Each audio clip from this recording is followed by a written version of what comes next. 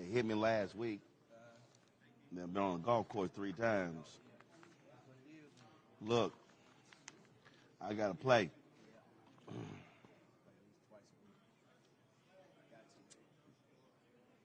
My brother came in town Sunday.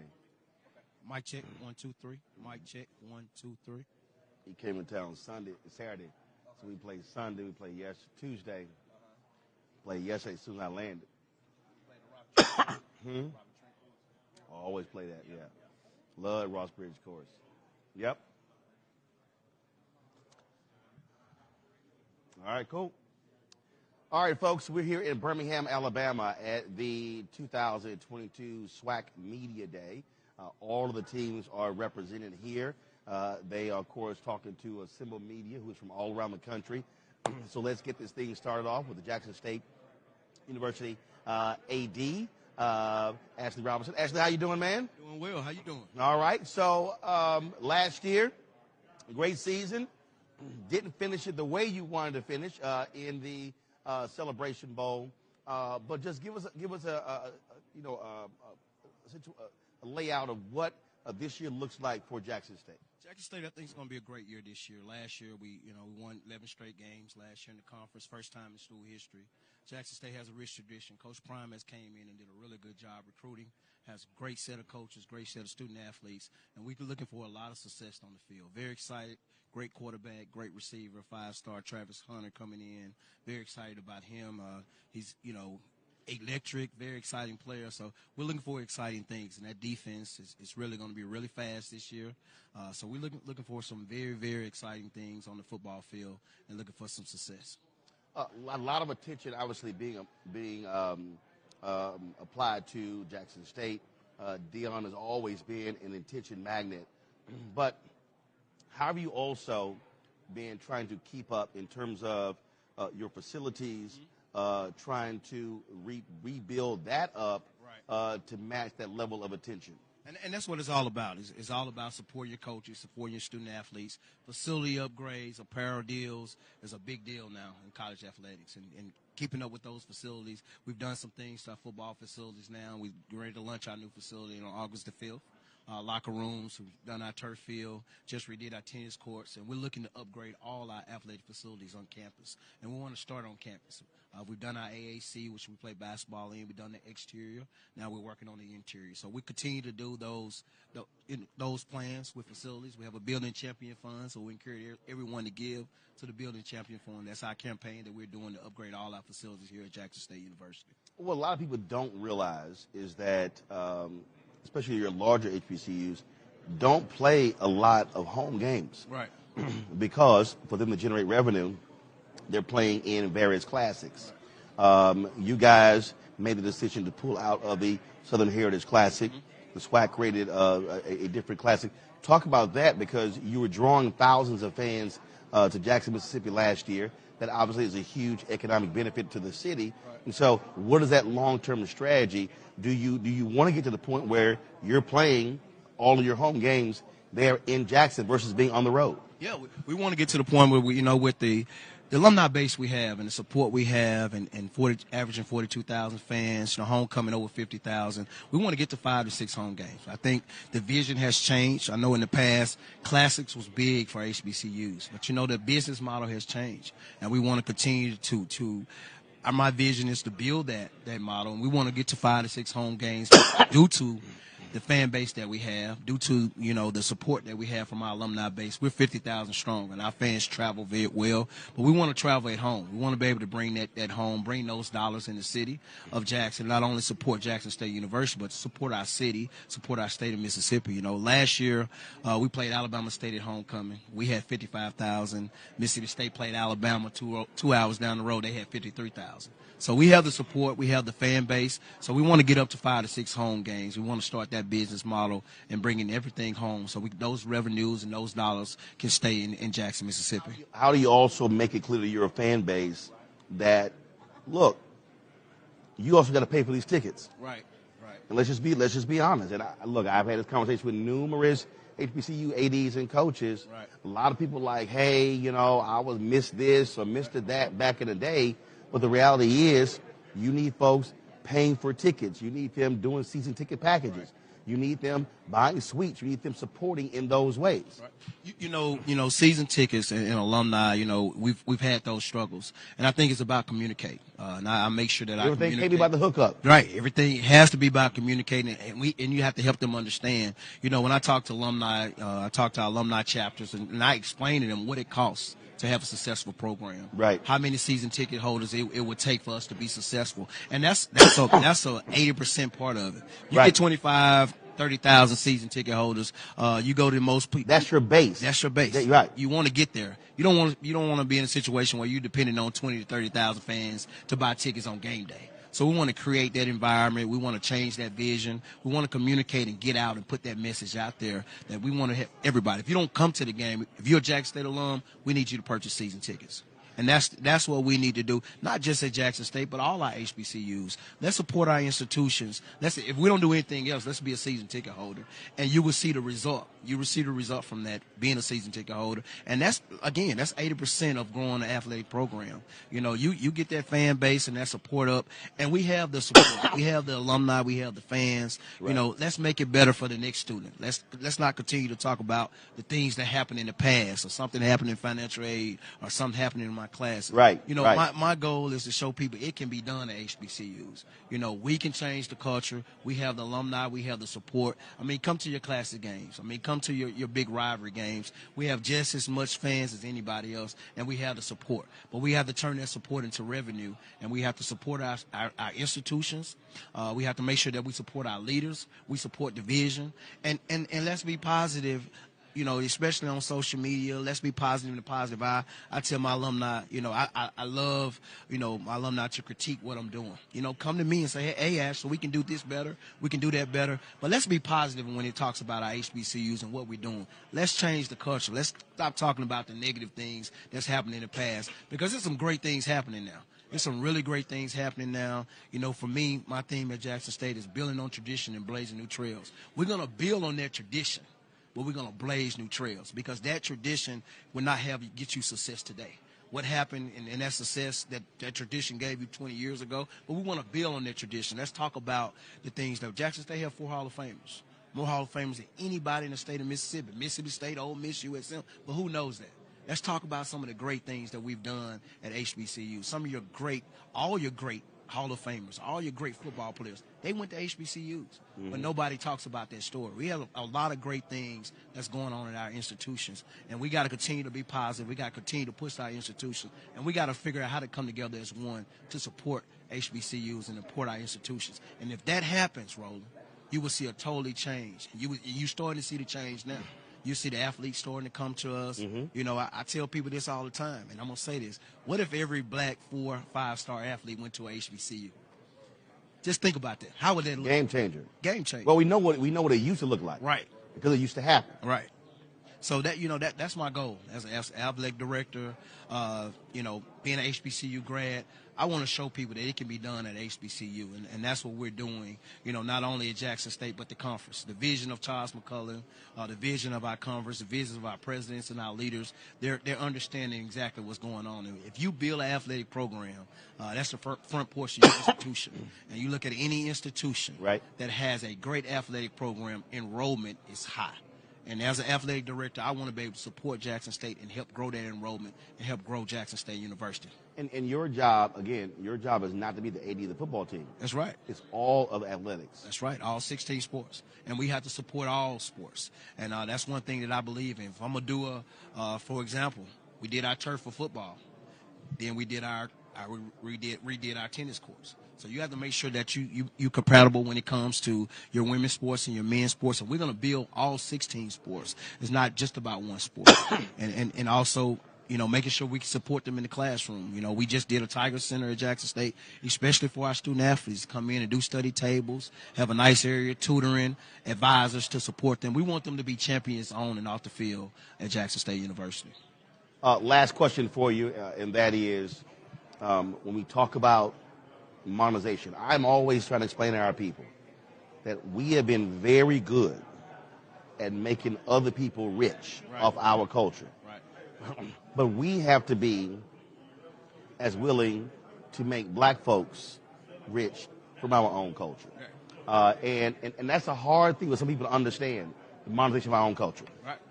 And you made a point. That's a big point. You know, we got to support each other in everything that we do, and that's what it's all about.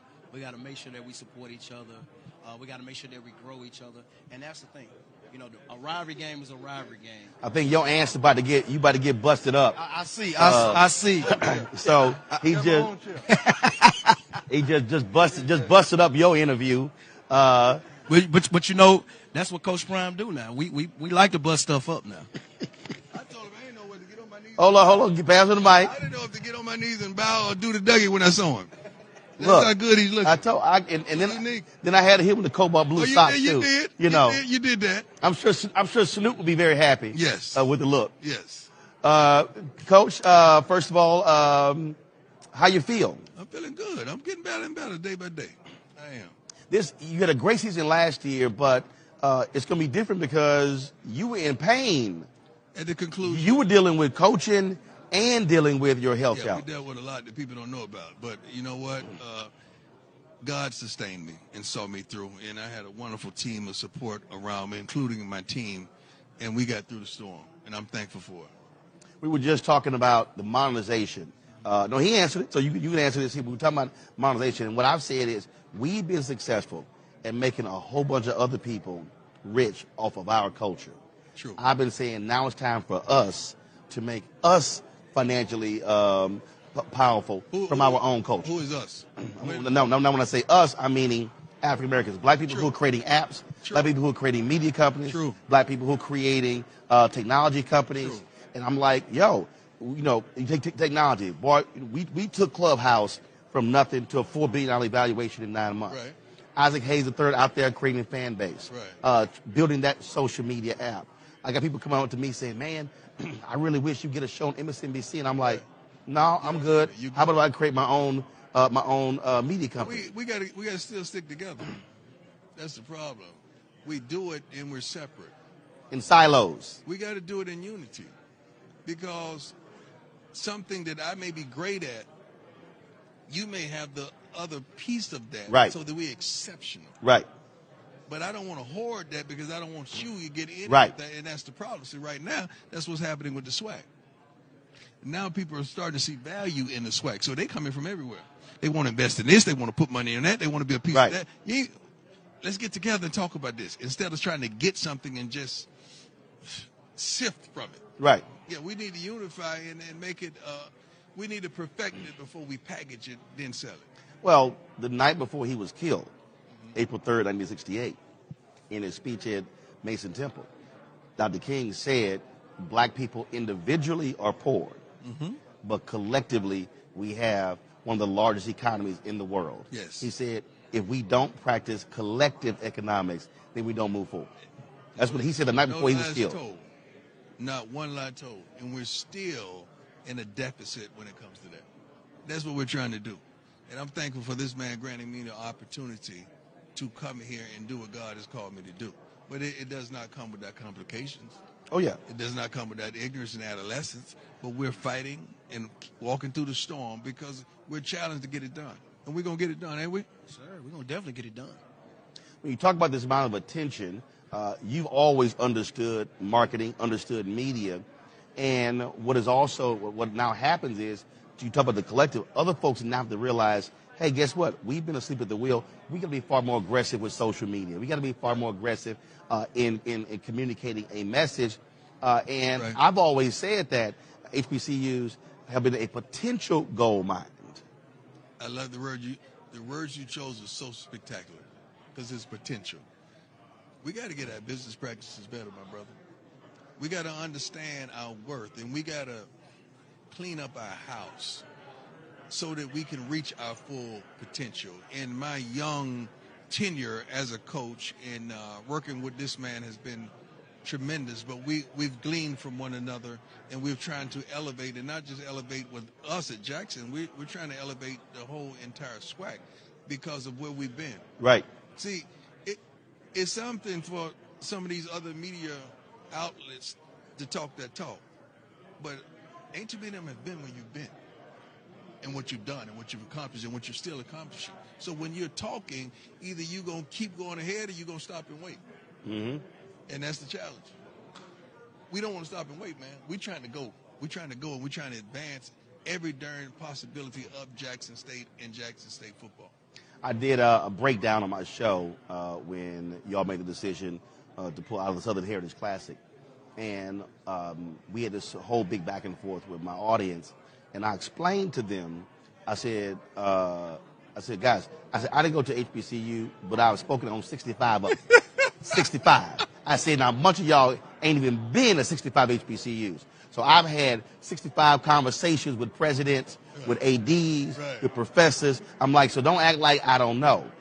And I was talking to one who said they couldn't bring their band to a classic because they wouldn't get enough money. I said, if you can't bring the band, I said, that go with the football team. And I'm like, guys, I said, this comes down to economics. It comes down to how What does not come down to economics? Right. I said, in America, there's only one. In sports, just sports. What does not come down? All this movement in these SEC. It's all money. You know, it's business. So what does not come down to economics? Right. So if we make a decision, don't you think we've sat down and really talked about it and analyzed it and say what's best for the kids and what's best for Jackson State? Business, man. See, you said something that I loved when you said, when you said, what does that mean, doing it for the culture? When I saw the video, I said, yes. Okay, he been listening to me too. Because trust me, I said, it's literally the same thing. When somebody says doing it for the culture, the first thing that I go is, who is economically benefiting from that very thing? And that's the piece. What is the culture? Right. How many rivals that we really have? How many rivals? Who is it? Alcorn? And who? I'm sorry, I pronounced it wrong. Alcorn in Southern. Kid ain't no other rival. Ain't no other rival. So tell me about the culture. So when we play Prairie View, are you at the game? When we play Bethune, are you there? Who else? Who else? When we play these other schools, are you there? Are you support Texas? Are you there? No, you ain't there. And then what I've been saying, if you're there, are you in the parking lot? Or are you in the stadium? And then we're trying to fix that too. Oh, Doc, look, one charge. Boom, there you. Hey, you in. That's it. You ain't gonna get in and be out. You should be in and in. What did the NFL do? NFL said, "Oh, y'all want to come tailgate? There's a tailgate fee. There you go. You ain't got to go to the game. There's gonna be a tailgate fee." We got to stop this because we want to compete with the others, and you know what I'm talking about. So we need to act like the others. They don't have no problem with a home game. A home game, they don't give a damn who's on the schedule. They coming. Because they know they'll show up. They coming. We got to get to that point where we're supporting in full. Not only that, 11%. You know it's 11% of graduates, alumni give? Right. Well, first of all, and that's actually skewed because of Claflin is above 50, actually 5. I'm being generous. Yeah, you've been real generous. Being generous. You've been real generous. It's really 5. So that means that 95% of folks walking around with the university's logo and hat haven't sent not $1, haven't sent a penny. And I'm like, folks. But you got an opinion. Right. But you got $100 worth of opinion. Right. But so that is, we talk about redefining the culture and redefining the mindset. Well, don't get me started. See, you get me started. You got to stop. Well, I do this every day. So this ain't, but these are the conversations we have. Right. And this is a conversation I purposely have on air because when somebody says, well, if our black celebrities give, and I walk them through and I say, guys, political campaigns, most donations are $20, $25. I'm like, come on. I said, you can't say I love an institution if you don't send a check. Yeah, that's not our black celebrities' responsibilities. Their responsibilities to them and their families. That's not their responsibility. They hadn't attended HBCU and they don't even understand the ramifications and what a HBCU will garnish you. I mean, we have two main factors. Our main 2 goals. When a kid comes to me, his mama want to know 2 things, and his father. What you gonna feed my kid, and where my kid gonna lay his head. Let's start right there. Now the first line. Let's start right there. I know somebody watching. That first line, I know for a fact, is a huge deal because I've talked to other players, And we saw this even at major universities when NCAA had to change the rules. But cats were like, no, we can't eat on the weekend because the cafeteria is closed. Let me tell you something. That's a big deal. That's one thing that AD, and I appreciate him, we had to address immediately. And now I'm looking through, my reminders or whatever on social, and I'm hearing that HBCU's attendance has skyrocketed. Yes. Skyrocketed. But guess what hadn't? We don't have anywhere to put them. There you go. Housing. We're lacking housing, not just at Jackson, but everywhere. Right. So when I say things like our business practices, our forward thinking, our thought process needs to advance, ain't no lies being told, man. Because we got kids that want to attend our universities, but they can't. If you don't have the infrastructure, and again, they have an expectation also of facilities and what to expect. And if you say you can't compete, say, well, just because. Come here just because. No. You got to. And you can't be all about the culture because they're going to say, what does that mean? When a parent says, what does that mean? What you going to say? I'm waiting on y'all. Tell me what you going to say when a parent say, when I say, well, don't worry about the housing or the, or the food. We have a culture. Coach Brown, what does that mean? I can't eat culture. Let me start. We're going to get in trouble. No, look. We're going to get in trouble. But what we're talking about here is real. Literally, what I've been laying out on my show, actually, it's nearly all of our black institutions. I'm talking about black newspapers, churches, HBCUs, organizations. And again, it comes down to if you've never been used to sitting at the table of power, then you don't know what to ask for sitting at the table of power. We've gone in and asked for small amounts as opposed and with a head down. Trust me, look, Doc, I'm telling you, 2 hours a day, I'm on this every day. We hadn't even spoken, man. And you are right on it. I could pull out my darn phone and go to notes, and you are right on it. Ain't no lies being told. And that's the thing that hurts us the most, because this is what we're trying to do. Yep. This is all we wake up for. And it's hard because you got our own people like, bro, what you doing, dog? And I'm like, I'm not asking for no $15,000 when my value is $150. I don't mind fighting outside the house, but when I got to fight in the house, that's a problem. Yeah. That's a problem. That's what every marriage I did. I ain't gonna fight in the house. Right. That's a problem. Yeah. Yeah. Oh, absolutely. Got to ask you a football question before you get out. What are you looking forward to this upcoming season? Dominate. We're not just trying to win, my brother. I'm dead serious, and I'm saying this with no smile. We're trying to dominate. The only way our kids are gonna get to the next level and get to pro, the multitude of them, is we dominate. I mean, be dominant at their positions. Be dominant when we play against other schools. Just be dominant in every aspect of their life. We got to dominate. That's the key word for our players this year. What did they learn from that Celebration Bowl game? The Celebration Bowl wasn't a test, and it wasn't a learning. What word am I trying to use? It wasn't an assignment. That's something that happened.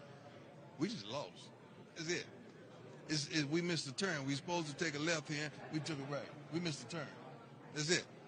We flushed it. We gone. We out. Let's go. That's how we attack life. That's how we attack football. That's how we attack sports. We ain't got time to be looking behind us. We got a bus kick. Give them their credit. South Carolina say, give them their credit. They kicked that bus. That's it. Let's go. What's next? So we should be looking forward to dominance. In every phase. In the classroom, in the community, and on the field. In every darn phase. All right. Appreciate you. Coach, always good to see you. You too. Ashley, good to so see clean, you. You're dirty. He's so clean, he's dirty. And I look forward to popping into one of the games this year. Gentlemen, I appreciate it. All right, folks, coming up next, like I said, we real fluid here. I saw Hugh Jackson over there. I see my man Gene. Get over here.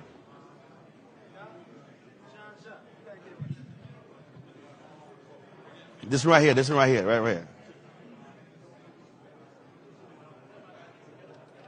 I got it, that's fine. Yeah, that's cool. That's fine. I'm gonna talk to my man JJ. Jean-Jacques Taylor. I'm going to talk to him for a second. What up, man? What's happening? All good. How do you feel about this SWAC season, the energy, the discussions that are happening, the focus and the attention? Definitely a lot of energy. A lot of energy. And we know why. It's about Deion. It's about prime time. It's about Jackson State. And it's really about, can they fulfill the expectations? Because they expect to dominate. They expect to beat everybody handily. But it's one thing to say that. It's one thing to do it because what? Everybody bringing their A game. So you got to bring your A game. And we've seen, doesn't matter whether we're talking about Power 5, Group of 5, HBCU, FCS, whatever. If you don't, you can't get beat. And that's really the question. Who can beat them? Well, and we saw what South Carolina State did in that Celebration Bowl. And I remember in talking to the head coach, we were at the World of Coca-Cola, and he said, yeah, I got great respect. He said, I got a few rings on my hand too. Right. And it was very interesting just listening to them and the players, and them players were not scared, and they went out there and they let everybody know. No, it's you have when you're Jackson State and you've built what they've built in a short period of time with Deion, you're getting everybody's best, and your players got to understand that they're getting everybody's best. Now, it's one thing to say it, and it's one thing to act on it. And so I think last year was a great lesson to them that we have to bring our best game every week. We just don't get to show up and win because we're Jackson State. And the other thing is, man, and this is the dangerous part for them, when you get beat, and you get beat the way they did, which was they basically got dominated by South Carolina State, what happens? Your cloak of invincibility gets ripped off. There you go. What happened to Superman? Exactly. What happened to Superman? Exactly. One of the things that you also have happening, you got Hugh Jackson now at Grambling, Bubba McDowell at Prairie View A&M University. When one school makes the kind of change that they have, it also causes the others to say, we got to raise our game. Yes, they've raised their game in terms of hiring coaches with NFL experience or hiring, I'm using air quotes, big name coaches. That does not matter if you don't put the finances behind it. Right. You got to put the money behind the program and behind the coach that you got, because Hugh Jackson or Bubba McDowell or anybody can say, hey, Roland Martin, we want you to play for us. You say, okay, coach, I'm really interested.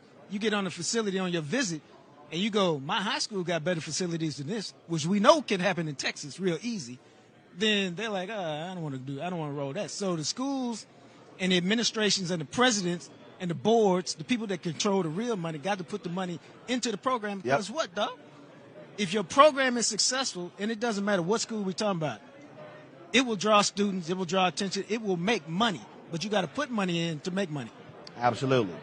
Always good to see you, baby. Yes, sir, my friend. I see you chilling. You know, got the cutout jeans. You know, I try to do it different. While everybody else showing up in suits and ties, I show up like this. Well, you see, I ain't got no suit and tie on. Right. Now, when everybody was showing up like this, I was wearing suits and ties.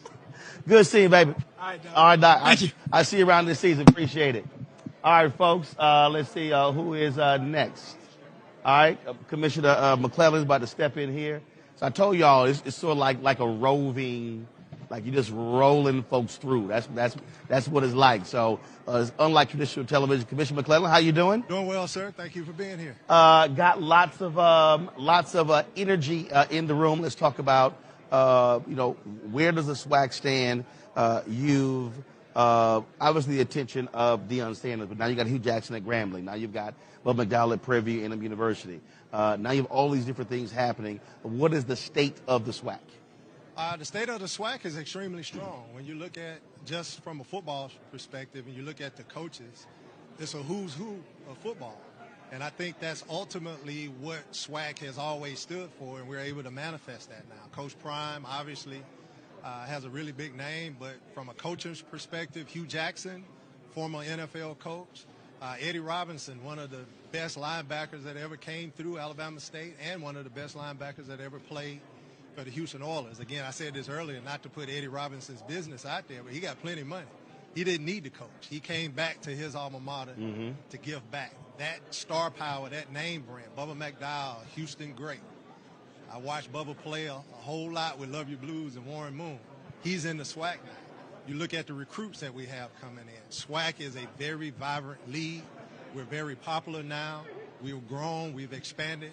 And it's hats off to the coaches and the administrators that got it. So how do you translate that into monetization economics? Well, it's already been translated into monetization. We've gone from being in deficit to clearing that deficit to having a robust reserve to having the largest distribution to our membership in the history.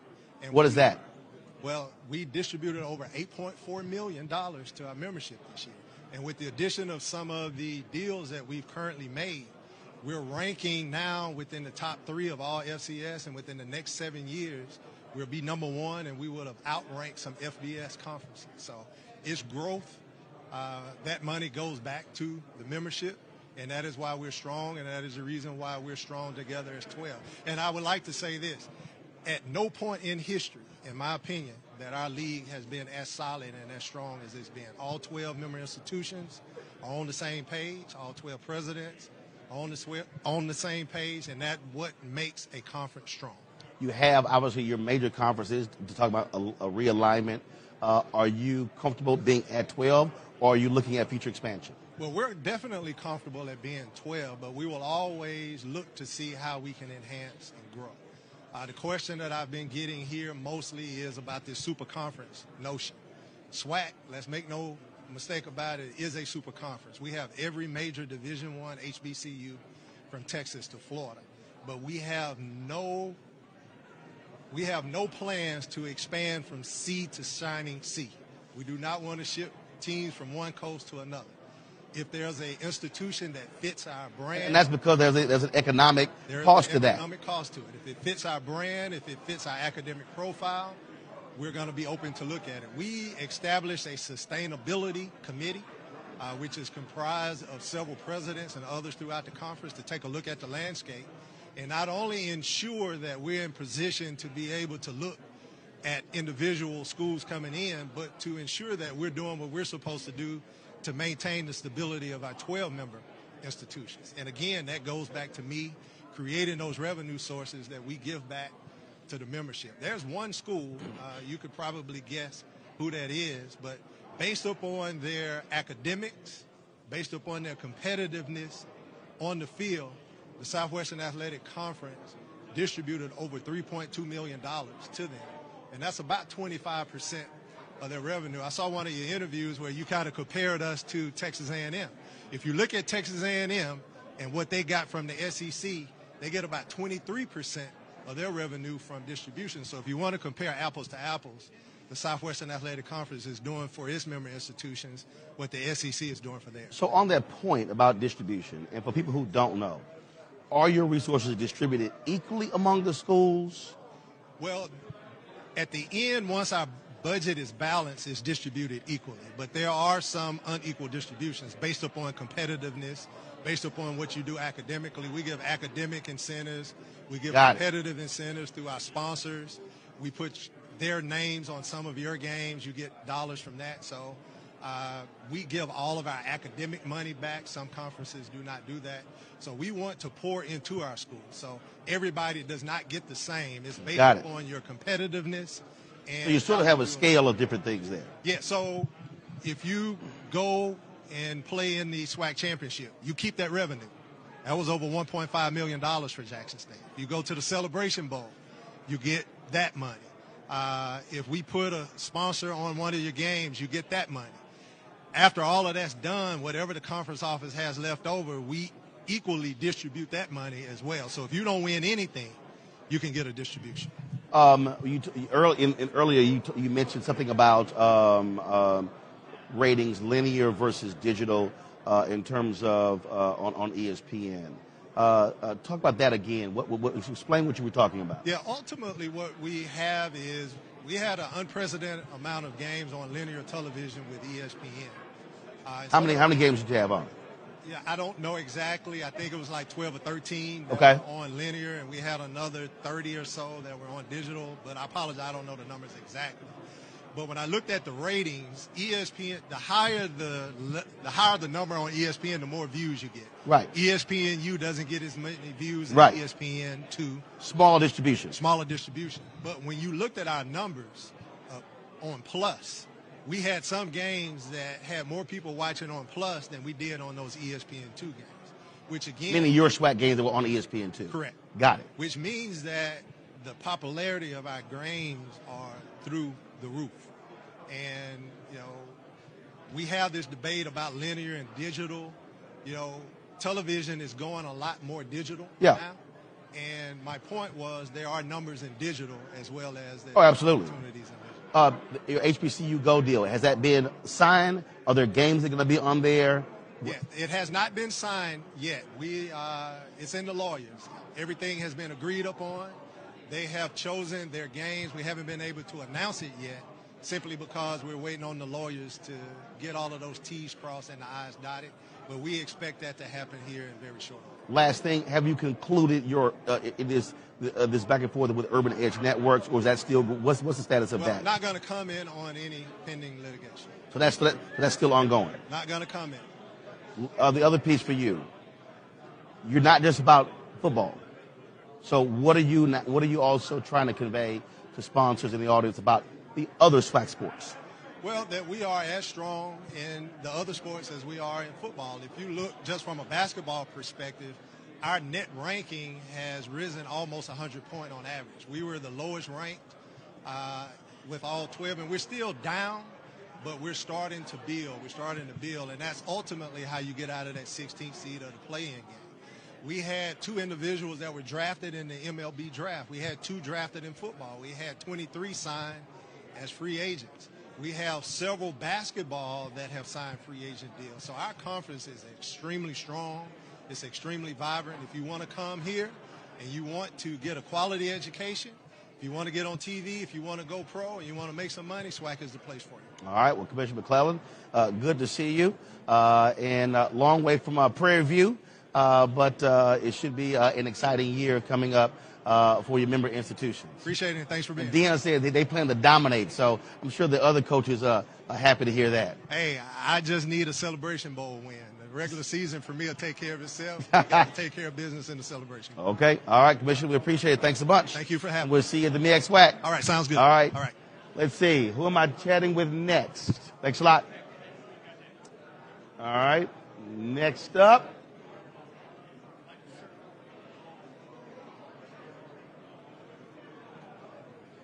How you doing? Coach, how you doing? Take a seat here. I got it. All right, Coach. Eddie Robinson Jr., Alabama State. How you doing, man? Doing great. First of all, let me just say to you, y'all have the appropriate colors.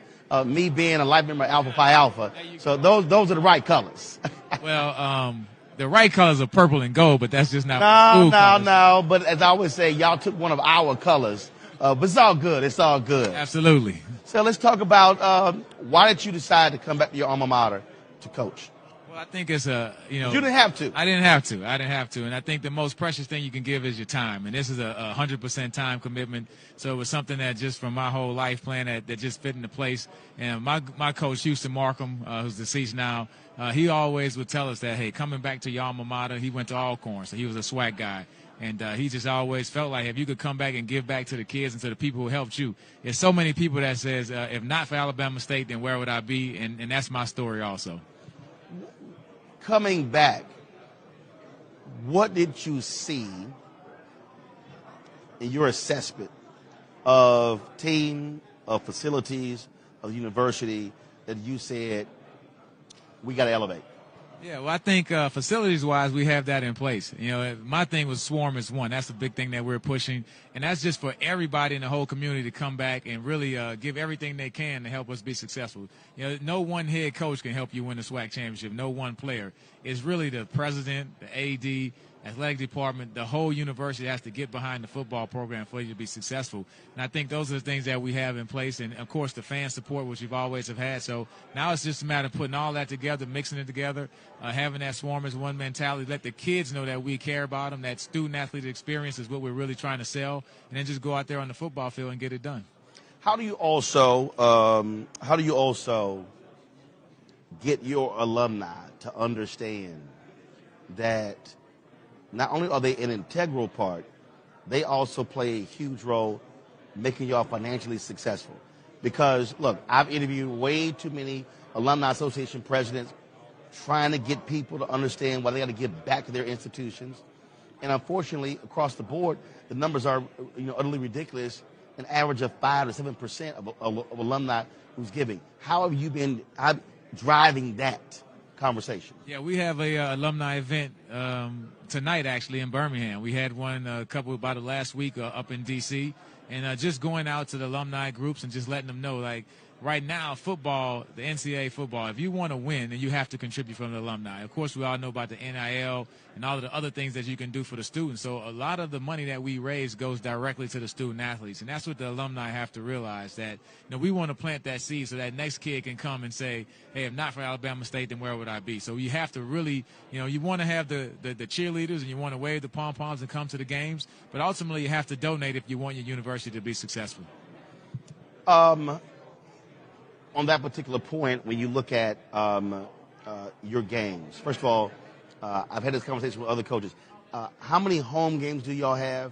How are you trying to keep that enthusiasm in the home city as opposed to, frankly, being sort of like a traveling squad? Well, if you go back to Eddie Robinson, he always understood the importance of the classics because, he was in Grambling. How many people are going to end up in Grambling unless you go in there? So the classics are huge. We play here in the Magic City Classic against Alabama A&M, biggest game of the year. But I think we have 6 home games to answer your question. And what we have to do is make sure each one of those games, we have that excitement and that fan. We have the fan base, we have the stadium, you have the band and all the tradition. But you have to have some really good matchups. We have FAMU coming to play us at home. Jackson State's coming on our homecoming.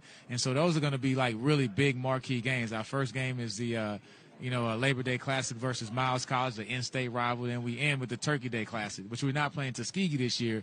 But the next couple years we'll have Tuskegee back on the schedule, which is the oldest black classic. So traditionally you have to play Tuskegee on that Turkey Day Classic. Now, speaking of the Magic City Classic, is a whole lot of debate still going on in Birmingham. Do they keep it at Legion Field? Do they move it to the new stadium? And I was talking to some folks last night, and they said, look, if you're going to be operating in the 21st century, you got to have a 21st century facility.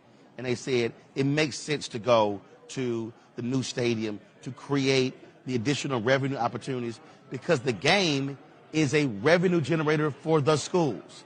Your thoughts on that? Yeah, that's above my pay grade, so that's a tough one. But me growing up watching Legion Field, and every time I come to Alabama, if I'm traveling through Birmingham, I'm always going to look to the left off of I-65. I'm looking for those towers of Legion Field. So, but I definitely can understand you have a new stadium, beautiful stadium. I was there for a state championship for high school football, so it's a great atmosphere. So it's arguments on both sides, but the biggest thing is the game is here in Birmingham, and you have 2 choices of a venue. We just want to play the football game and win it, and I'm sure the guys will figure out where we should play it. But I can definitely understand the people in the community. I'm sure you've been here for that Magic City Classic. They're out there tailgating on Monday. So the city of Birmingham is behind both schools, and they just love the game, and we love being here.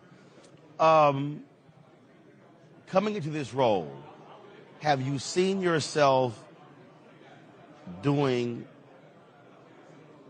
I'll ask it this way. So when I talk to HBCU coaches, you're not a coach. So, what head coaches are doing at Power 5 schools, your role is a whole lot different. Was that a surprise to you, or did you understand that it is not just about what happens on that field? I expected it, talking to other coaches and also, broadcasting games on ESPN. So I knew the story because I was constantly talking with coaches and hearing the same thing.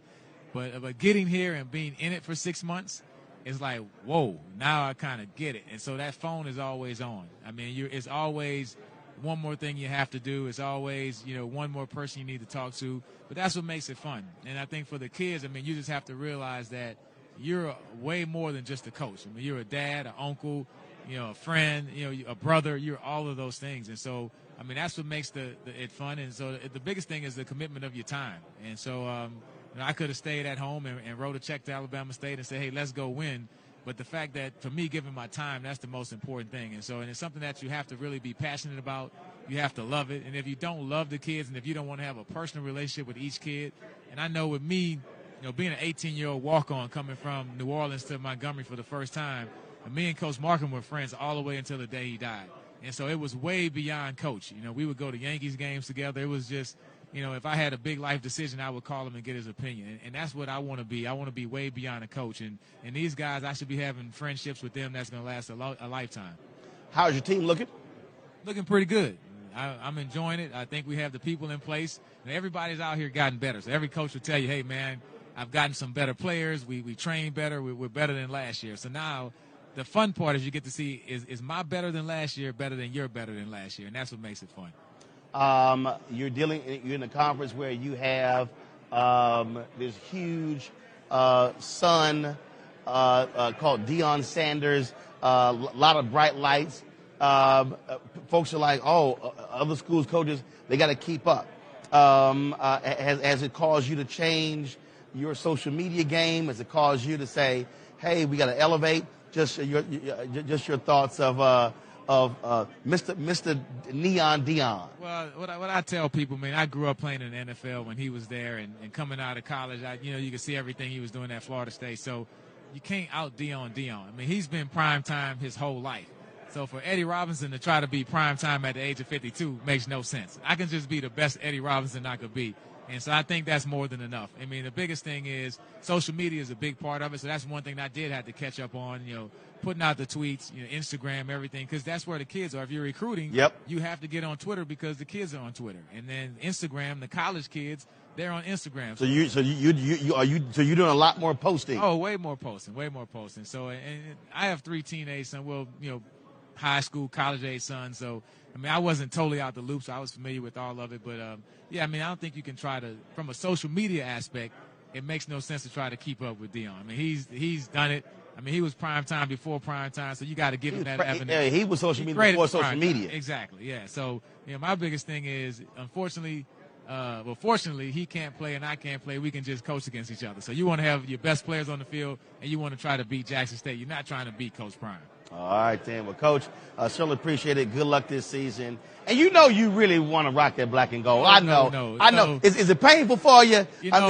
I love wearing all black. And the thing about it with Alabama State, I have to mix in the gold. But, see?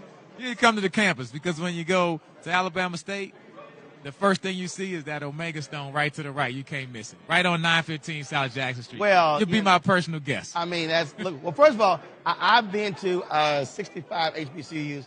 I have not been invited to Alabama State. You have been invited. We have some great home games. Make sure you come. All right, then, and I'll be sure to be wearing absolutely black and old gold with that. So you'll blend right in, too. Yeah, because you got to match that ring. You got to match that alpha ring. There you go.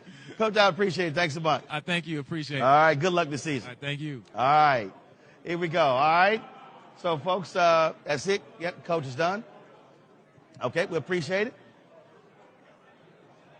I'll go here. You on wide? So, again, folks, we're here at SWAC Media. Appreciate it. Good luck. So, again, folks, we're here at SWAC Media Day here in Birmingham, Alabama.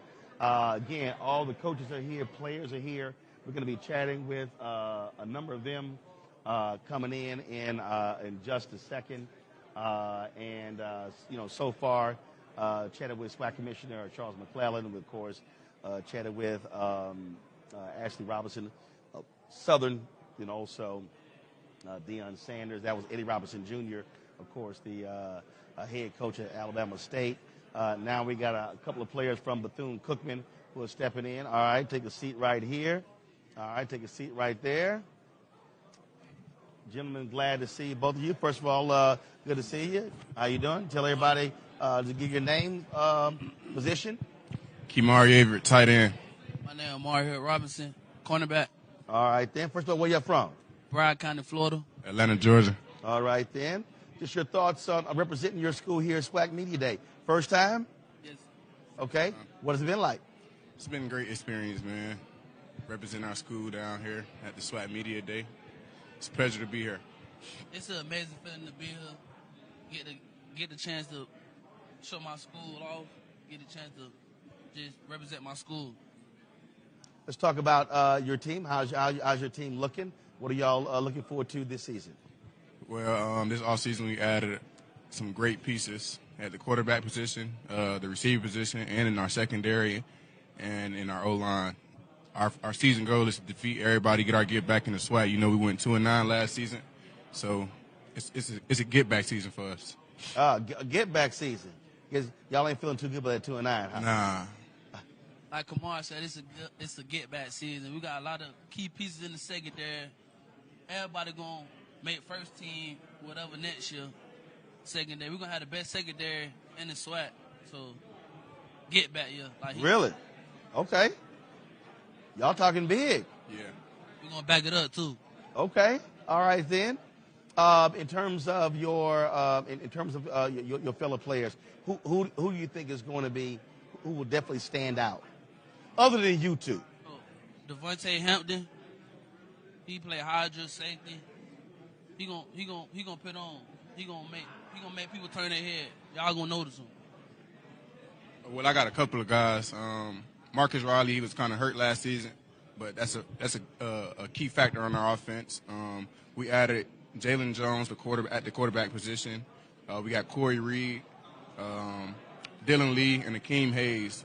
Defensive-wise, we brought in a safety, Trayshawn Smith. It's one of my old friends, so I believe he will have a great season as well and shock the SWAC.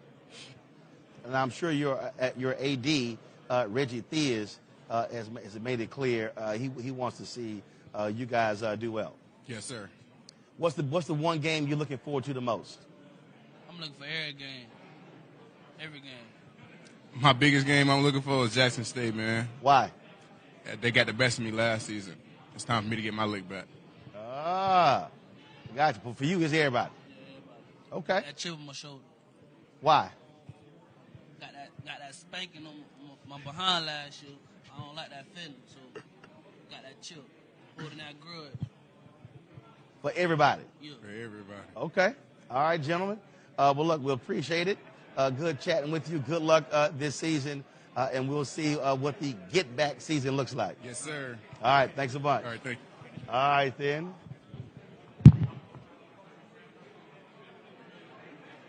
Here we go. Who's, come on. I got you. Take a seat right there. Matter of fact, just do this here. Just leave the chair here. Just leave the chair here. Just leave the chair here. Coach, for the folks who don't know, tell them who you are. Terry Sims, head football coach with Bethune-Cookman University. All right, so they call this get back season. They're ready to go, and I think, after you go 2-9 and you're used to having a successful football team, it gives you a little bit of a sour taste in your mouth. Because they were on the edge of sitting here. Oh yeah, they're ready to go, and they've been working out like that all spring and all summer. They're ready to go. I'm just excited to see them get out and play. It also is a difference because you're a new entrant into the SWAC conference. Yeah, and I have had experience in the SWAC. I coached at Texas Southern, coached at Prairie View, and we had one SWAC school on our schedule every year when we were in the MEAC. But playing a full season in the SWAC last year, it was kind of tough because we didn't have our team for 20 months. So no spring, no summer workouts, and getting our guys on August 1st, it was tough to prepare. But it's great being in the conference. A lot of great coaches, a lot of great players. We're just excited to be here and excited to show people that we are the football team that they thought we were. What do you say to your squad after last season, going 2-9, to get their mind right for a new season? I think first and foremost, we're not going to allow last season to affect this season. It's over with. It happened. We got to move forward. We got to continue to push forward. We have to gel together as a team. We have to play for and with each other and do the things that we're coached to do. And I think those guys have been doing that, since we've been back. Who will be surprised this year? I think we have a couple quarterbacks that are transfers that are going to do well. We have a couple guys that we have on the offensive line. So I think our O-line, quarterbacks, and a couple guys in our secondary that we have that transferred in will be bright spots for us. Okay. All right, then. And, of course, I asked one of your players. One said Jackson State's the one game he's looking forward to. The other said every game. And that's the guy that I'm going with. We're looking forward to all of them. People say one of the radio guys just asked me, well, what game do you have circled? I said I have the schedule circled because that's what's important. We have Miami first, and we're going to go down the line. Last question for you. You have this bright light of Deion Sanders in the conference. You've got now Coach Hugh Jackson at Grambling. You've got Bub McDowell at Prairie View. What does it also say, the quality of coaches who want to coach at SWAC schools, HBCU schools? Well, I think it's great to be able to have the platforms that these guys bring. You know, some people may not like it. Some people may talk against it. I think we have to be able to use what works for our programs from the platforms that they make available to this conference, to the, you know, to HBCU football. So I think it's great. I think it's great being a part of it. And I'm just looking forward to what we will be able to do in the future with all this. Has it caused you to be more active on social media? I think we've, you know, if you look back starting in 2010, Bethune-Cookman has already been doing that. If you look at, and I'm putting a little plug in for us, go on YouTube, look at the Cat Eye Network. We've been doing a lot of that for years. But, yeah, it makes you amp up your deal on social media because it's just like the SEC or any other conference. You have to keep up. Absolutely. Coach Sims, we appreciate it. Good luck this season. Thank you. All right, thanks a bunch. Uh-huh. All right, folks. Right now, we're about to welcome Hugh Jackson, the new head football coach at Grambling. Y'all gonna move the chair out? Come on.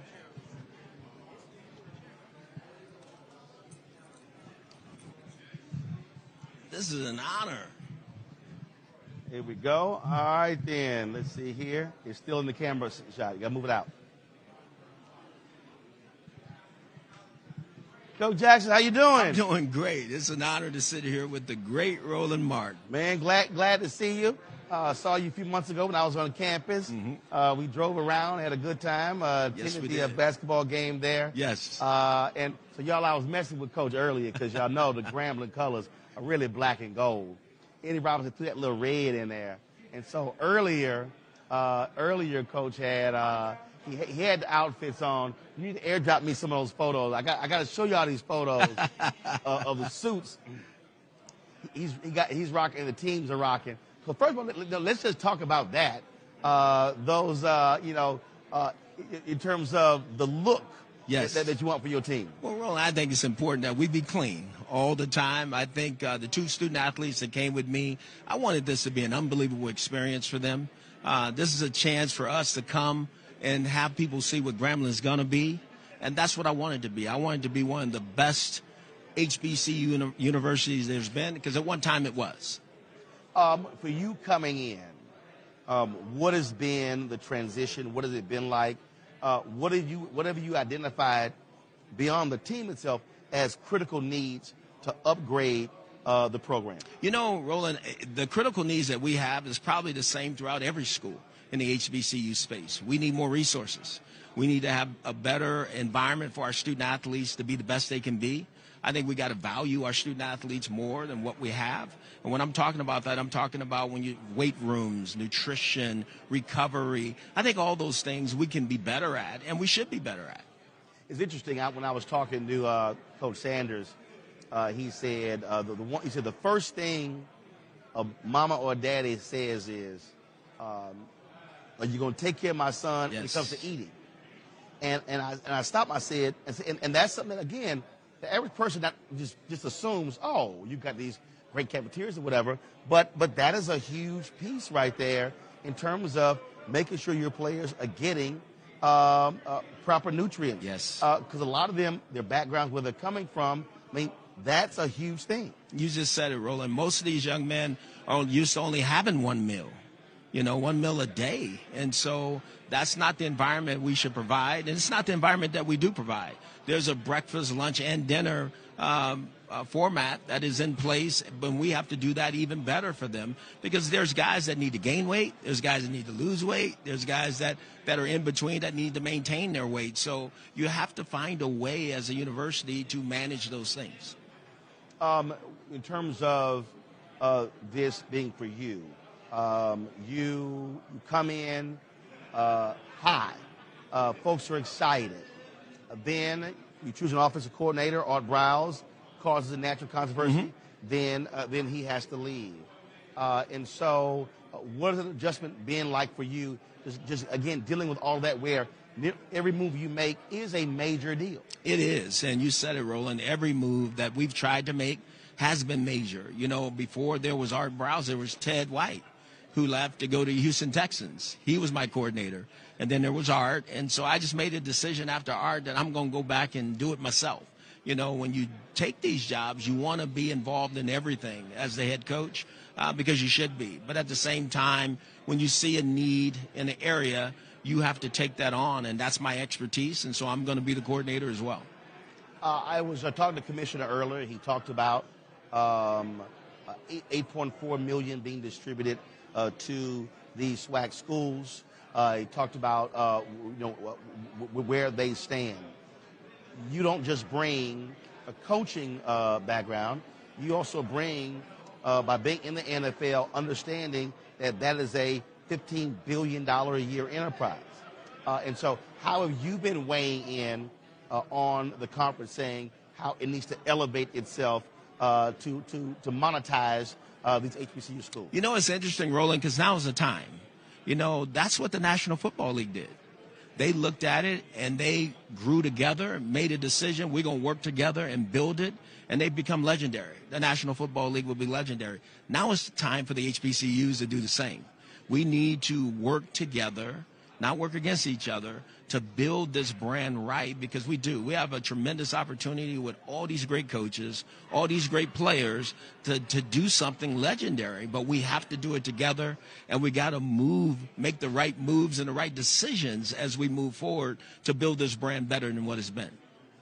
When you talk to your other coaches, and they're talking about, obviously, their programs, what needs are, things along those lines, what are y'all also conveying how you speak as a collective as opposed to individual schools? You just said it. I think it's time for us to unite. I think every coach, we all have things that we need. We all have things that we can do better. But we need to be able to talk about those things in public. You know, we talk about a lot of things in private. You know, we all know that normally things are talked about in private and things are happen in public, but we gotta get this changed. We need to talk about these things in public, so hopefully in private we can move the needle for what we truly believe our student athletes need. In terms of your team moving forward, obviously just a few years ago, Grambling won the HBCU National Championship. Things went down. How are you? What are you looking like this year? What do you think are going to be your greatest strengths? You know, Roland, I'm really excited about our football team. And I'm excited about our football team first because of our coaching staff. And then after our coaching staff, the players that we were able to recruit. We were able to recruit a lot of talented players and put them on the team. But we need to come together this training camp in order to find out what we're going to be. Talent doesn't win. Just because you have talent, that doesn't lead to W's. So we have to do a great job as a coaching staff creating the right environments for our guys to grasp our offense, defense, and special teams and go play Grambling football the way we talk about Grambling football. And so with that, one of the things that I've been talking with the other coaches and ADs, what are you also saying to alumni in terms of what their role and responsibility is in this? We need them. We need every last one of them. I've come out many a times and said exactly what we need, and they've answered the call. But we need to continue to answer that call, because in order to change, to make things really move for our student athletes, it takes dollars. Let's just be very transparent about that. We have to understand what the real things are that help lead to winning. And we talked about nutrition. We talked about travel. We talked about, mental health. All those things are so important to a football team. And we need to have all those avenues paved. And the only way we can do that is with dollars. And so they have to be willing to step out and step forward. Now, on the other side of that, we got to be very transparent with our alumni about where those dollars go. And I'm sitting here because I have done that, and I will continue to do that, be very transparent about where everybody who gives us a dollar that deals with football, exactly where it's going. Because I've talked to presidents and alumni presidents, and the bottom line is there's a lot of people who rep the university. They're wearing stuff, but they ain't cutting the check. Right. They're not buying season ticket packages. They're not buying tickets. Folks want to come to the games. They want to tailgate, but they actually then don't want to send money back. That's important. You got to build a program. You have to build a program, and they got to understand that they're a vital part of that. We cannot do it without them. I mean, how do we think these universities make it? They make it because the alumni and all the great donors and sponsors that have been part of the university, that they need to understand we need more, and they should give more. We're having a conversation a year from today. What should it be? It should be that we are starting to turn that corner, that there's new buildings going up around Grambling that deals in the football space, that there's a whole different environment, that they see that we're on the cusp of something really, really special because of the way our players play and the way our coaches coach and the way these guys graduate. All right. Coach Hugh Jackson, always good to see you. Good luck this season. And again, being an alpha, you got to wear all that red. Go ahead. Just go ahead and get you a gold shirt. Go ahead and get you that old gold shirt. Oh yeah, yes sir. Thank you, I appreciate it, Doc. Thanks so much. All right, good luck. Thank you. I appreciate it. All right, looks like we got a couple of student athletes here. Are they from Alcorn or Prairie? What we got here? Prairie View? Where we at? Gentlemen, step on in. Take a seat right here. How you doing, Doc? All right, take a seat right here. How you doing? All right, take a seat right there. All right. Being an alpha, I'm gonna overlook the purple and gold, but it's all good. First of all, tell folks your name, your position, where you're from. My name's CJ Bowler. I play wide receiver. I'm from Lumberton, Mississippi. I'm KJ Kinsler. I play DB, and I'm from Ocala, Florida. All right. First of all, how does it feel here representing your university, SWAC Media Day? It's amazing. First time? Yeah, definitely. It's been an amazing experience so far. I'm excited for. Oh yeah, it's just a blessing to be kind of like the spokesman for my team. You know, it's an exciting experience. So how's your team looking for this year compared to how you did last year? I feel like last year it wasn't a year that we usually have, so the only way for us to go is up, honestly. Yeah, just like CJ said, you know, we didn't really do too much last year, but, you know, the standard is what it is, so we got to perform. So how does it feel, again, when that's the standard and then it falls below expectations? Is there a chip on your shoulder? Most definitely. But we just got to get guys to buy into what we're trying to do, and when we do that, we'll be successful. Yeah, you know, there's a chip. It's kind of like a sour taste in your mouth, you know. You won't want to feel like that no more. So when we talk about games to look forward to, is there a particular game that you definitely have circled on your calendar, or is it all of them? It's definitely all of them. We try to only pay attention to the next game, you know. You hesitated there. You said we try, but it sounds to me like there is one game in particular that you really look forward to. I mean, it's not just one school. It's every SWAC school, honestly. But we try to take it one game at a time. Is what I meant to say. Yeah, same answer. You know, we got to give you that answer. That's the cliche answer. You know, we're looking forward to playing everybody. You don't have to give me that answer. No, we have to. You don't have to. We respect everybody in our conference. You can give me the answer you want to. No, we can't. We respect everybody in our conference, and we're going to take every game, you know, the same way, same emphasis, the same attention to detail every week. Okay. All right, then. Well, look, good luck on an upcoming season, and then we'll see what happens on the field. Appreciate you. All right, gentlemen. Thanks so much. All right, folks. Coming up now is one of the players from Grambling. And so I was telling you all about the look that Coach Hugh Jackson has them in. And so you'll see it now. How you doing? Likewise. So Coach Jackson, this is the look y'all rocking, huh? Now, take a seat. Take a seat. First of all, your name, position, where you from? Tyler Thomas, offensive line, Prince George County, Maryland. Now, did Coach pick the suits, or did y'all have a say in the suits? I mean, we had a say, but he for sure picked the suit. Oh, really? Yes, sir. All right, then. So you got the wide lapels with the gold trim. So you approve? I approve. Okay. Yes, sir. All right, then. First of all, talk about your experience here at SWAC Media Day. First time, or you been here before? This is my first time here. Okay. It's been a great experience, though. I mean, you know, Coach Jackson has done a great job of putting us in front of cameras beforehand. So he's trying to make this experience as normal as possible for us. Gotcha. And, of course, your opportunity to chat with and be around your other players and meeting other players and meeting the coaches. Yes, sir. It's been great.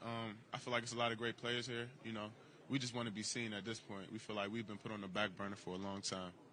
Okay. And why is that? Of course, losing, you know, but we're here to win now.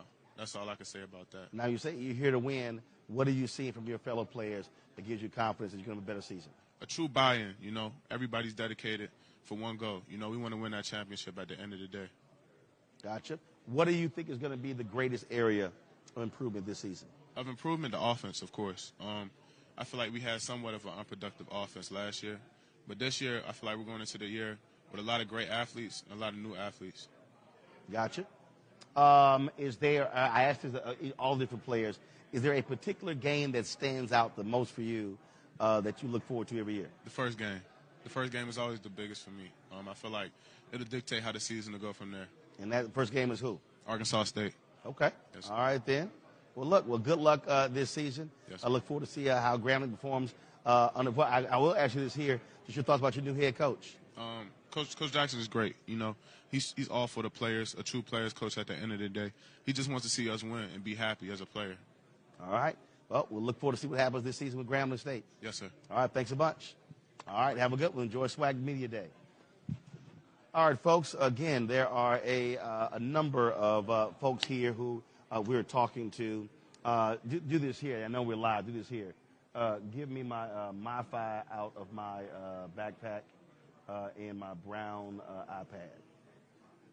iPad. So, folks, like I said, we're here at SWAC Media Day. There are other people we're going to be chatting with. There's still some other head coaches. We'll be chatting with as well. Looking forward to speaking with them and about what's coming, folks. All the major schools, all the major conferences actually do this. What's happened? The SEC, they've been having their media days. Big 12, the ACC, all the schools, they've been doing this, and so this is not solely just the SWAC, and the purpose of this is obviously to bring attention, if you will, to the universities, their programs, allows all the different media outlets to come in and talk with the coaches and the players. And so what you have here are a number of different media outlets, folks with HBCU Game Day, Black College Sports Network, HBCU Go. They are here, of course, ESPN, which is one of the partners as well, of the SWAC conference, and so you see them here as well. And so it has been a very busy day. It's a one-day media day, and so folks are just coming through, and we're talking with them as they come through. Again, all the different coaches, and so look forward to doing that. We're going to chat with another coach right now. Coach, step right on in here. We're going to chat with him. Just take a seat right there. Grab the microphone. Let's be sure to get the Roku on the same network. Let's just grab the microphone from Coach McNair. There you go. All right. Coach Fred McNair, how you doing? Man, I'm doing good, man. I'm doing great, man. All right, then. Great to be here amongst this fraternity of coaches, man. Indeed. I was talking to a couple of your players a few moments ago, and they said they were not at all happy with last year's performance. That wasn't the standard of Alcorn State. And that's absolutely correct. They couldn't have said it no better, and it's not. And that's not our brand of football. So we're looking for bigger and better things this year. When you talk about this fraternity of coaches, the coaches who are here, obviously Hugh Jackson, new coach, Deion Sanders, what he brings in as well. Now you got Bubba McDowell at Prairie View, A&M, former NFL player. You just talk about what the collection of coaches means for the schools and for the attention that it brings to the conference. And the biggest thing is, too, and I think that we can hit it on the head by speaking on behalf of Dr. McClellan, and what he have done for this SWAC conference in terms of bringing in 2 new teams with FAMU and Bethune-Cookman as well. And you talk about the fraternity of coaches. You talk about the Eddie Robinson at Alabama State now, Bubba McDowell at Prairie View, Hugh Jackson at Grambling, even Deion Sanders coming in and at Jackson State. And those guys there, man, and the people that paved the way, we forget about the late Eddie Robinson and the Marino Castleman and the great coaches of that nature. You talk about coaches that's going to come in and do a great job and bring, not only do a great job, but bringing attention to this HBCU collection that we have here and this conference that we involved in. And you talk about the excitement that they bring to the table as well. So we're excited about it. I'm excited about seeing these guys here today for Media Day. It's gotten bigger each and every year I've been here. When we talk about, again, monetizing these teams, monetizing your schools, at the end of the day, it's great to talk about what you can do, but you got to have the resources to actually do it. And so have you seen a change in that in terms of exploring new revenue opportunities for your schools and conferences? And those are the things that's in progress now. I think that what the athletic directors are doing and in terms of that and the things that the conference is doing in terms of bringing revenue in. You talk about televised games and you talk about promotion and you talk about the advertising that you get and then the sponsorship that you get with these with the Pepsis, with the Cokes and all that kind of stuff. So each and every day and each and every year it changes. So I'm excited about where it's going and the things that's happening to this conference. And like I said, it's only going to get better. Absolutely. Now let's talk about your team. Again, down year last year. What are your areas of improvement for this year? You know, the biggest thing, I think what we did, we went out and addressed the position that we needed to address in terms of getting more depth. And I think what we did, we went out and recruited guys in those positions. And the coaching staff did a phenomenal job of making sure that we got the guys that we needed to come in and compete. We didn't have a lot of depth last year in some positions. And that's one thing that we addressed as a coaching staff, making sure that we get depth in those positions. That way we can play a full 60-minute ball game. Like you said, when one person get injured, just about the next person going to get injured because now he got to run more plays in those terms and that stuff. I think we did a great job of doing that. What do you tell your team about last year that they should learn from going into a new season? Are you of the mindset, totally forget about it, or no, have that on your mind because if you didn't like how it ended up last year, you can change how it ends up this year? I mean, pretty much last year is done, and I always tell my guys tunnel vision. You know, we're looking straight ahead right now. We got the blinders on, and I don't think that we see what's in front of us. And that's our goal is right now is come out and work hard each and every day and make sure that we're doing the right thing, limit the mistakes, create turnovers, play harder, play faster, and be more physical than the next opponent. And so Stephen F. Austin will be our next opponent. And that's what we're looking forward to is September 3rd. It's Stephen F. Austin. So the guys, they know the expectation of this football coaching staff and this football team. So we got to make sure what we're doing as coaches is getting those guys ready each and every day. Our last question for you, and I ask this: have you, with this generation, really being about Instagram, Twitter, Snapchat, TikTok? How's it caused you to change? Are you now a social media demon? Are you doing stuff? Or you like, look, y'all, that's somebody else? I've never been a social media guy, and I try to tell my players, be careful what they post on social media as well.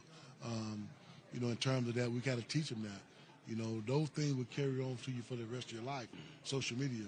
But, you know, just teaching them the do's and the don'ts about social media. And those guys have been transitioning very well. It's modern technology. That's the way of the world today. Right. Social media. So everybody communicate through social media, whether it's good or whether it's bad. You know, so my job is to make sure these guys understand social media can be good for you and it can be bad for you. So these young men understand social media from my aspect of it and what I'm trying to teach them about it. Okay. All right. Coach McNair, good luck this upcoming season. Good to see you. Thank you for having me. I appreciate it. Thanks so much. All right, folks. Yeah. Coach, Yeah. Is the Roku connected? Can you see this? Hold up. Let me do this. And then 12-10, you'll have the Sanders.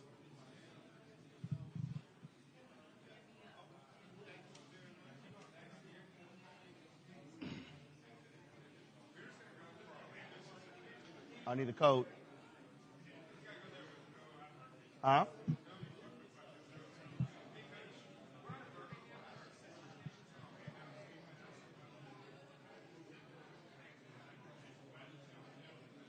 Y'all can see it? Cool.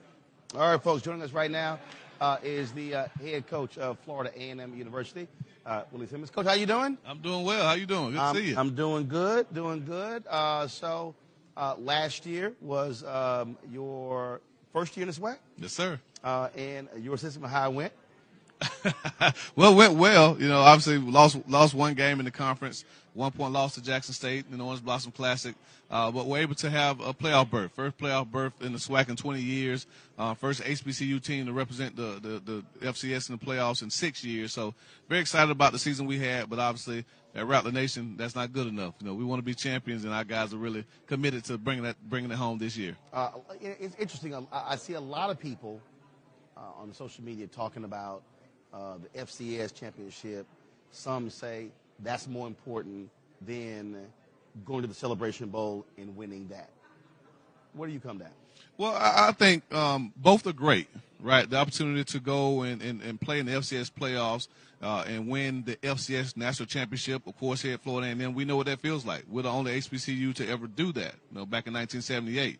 And so to have that opportunity is great, but also the exposure and the financial, the financial gain you get from the Celebration Bowl is great as well. You know, the chance to be able to bring millions of dollars to your athletic program is something that most of us desperately need. And so I think both are great. And, again, I don't know if there's a way to have your cake and eat it too, but either opportunity, I think, for either program, but if either team gets a chance to do that in the conference, I think we'll all take that opportunity.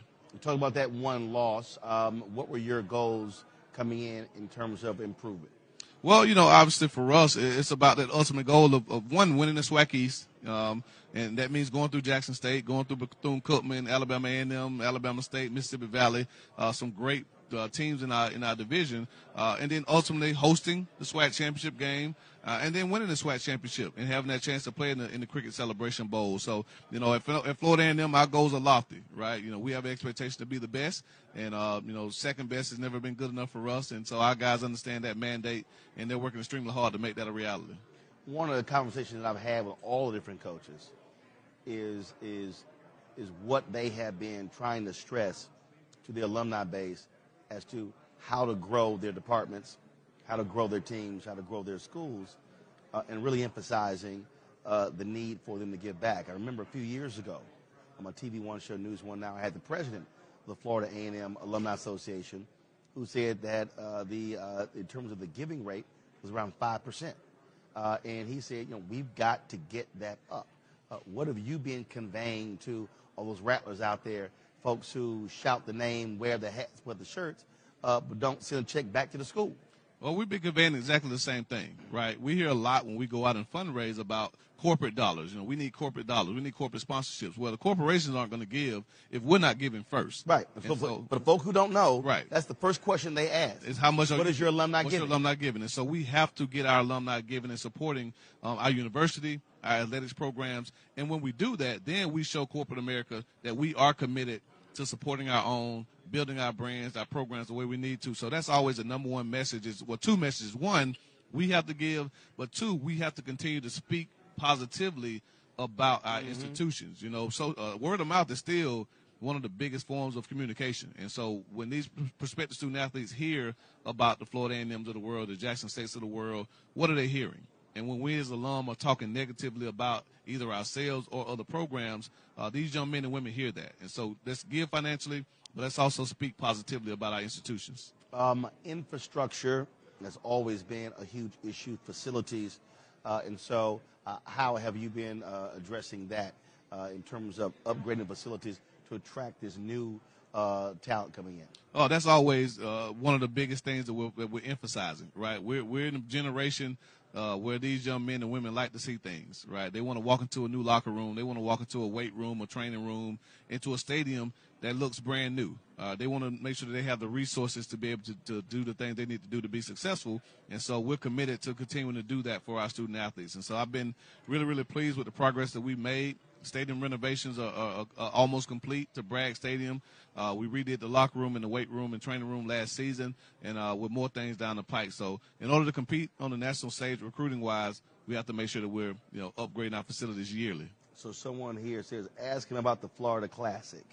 I don't know. First of all, Larry Sargent, if you're going to say ask about the Florida Classic, you kind of need to be specific. Be specific. What the hell does that mean?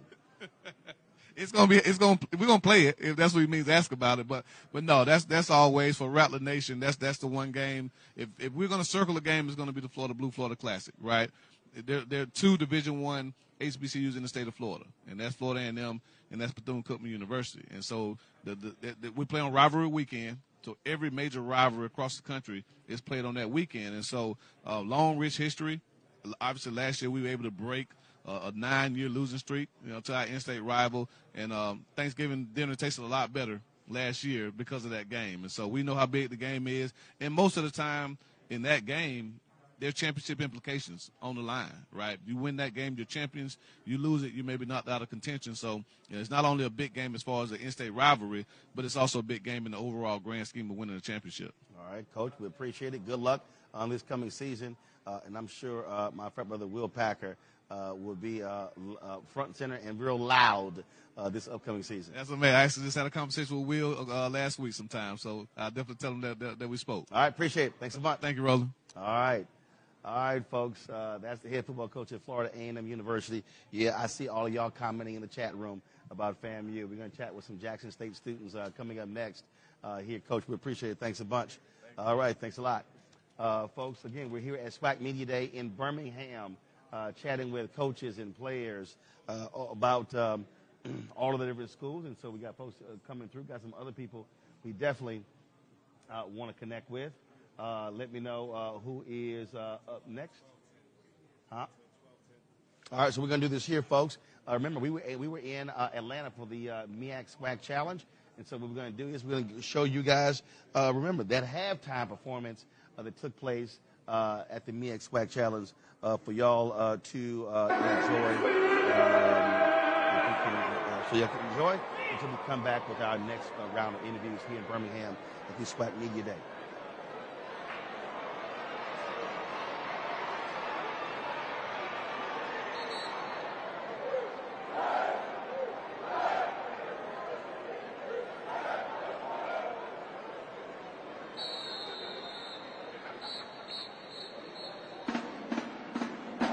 This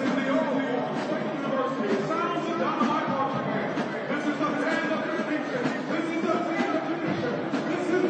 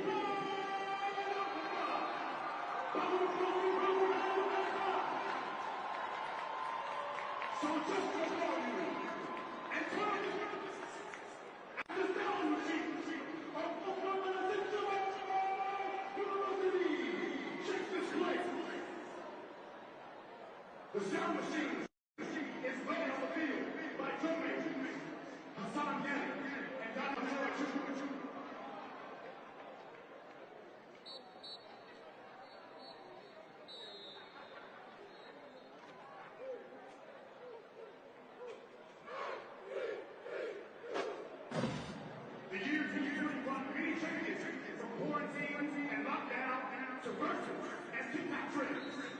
After a year of lockdown, the sound machines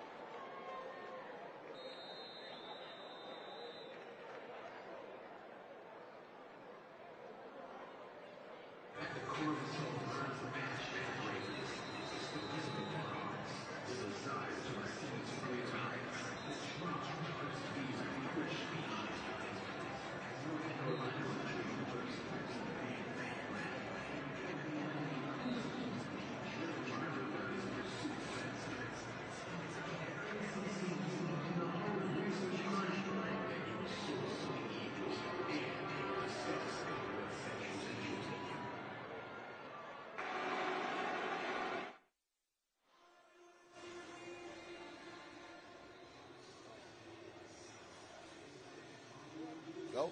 Hey, folks, that's it. That's it for the halftime show. North Carolina Central, Alcorn State. That's the halftime show. Listen up. After the game, they're going to have the fifth quarter performance. We'll be live streaming that as well. And so we'll be right back on Roland Martin Unfiltered. Set your notifications. We'll be live from right here from Atlanta of the MEAC SWAC Challenge. We'll see y'all guys in the fifth quarter. Holla.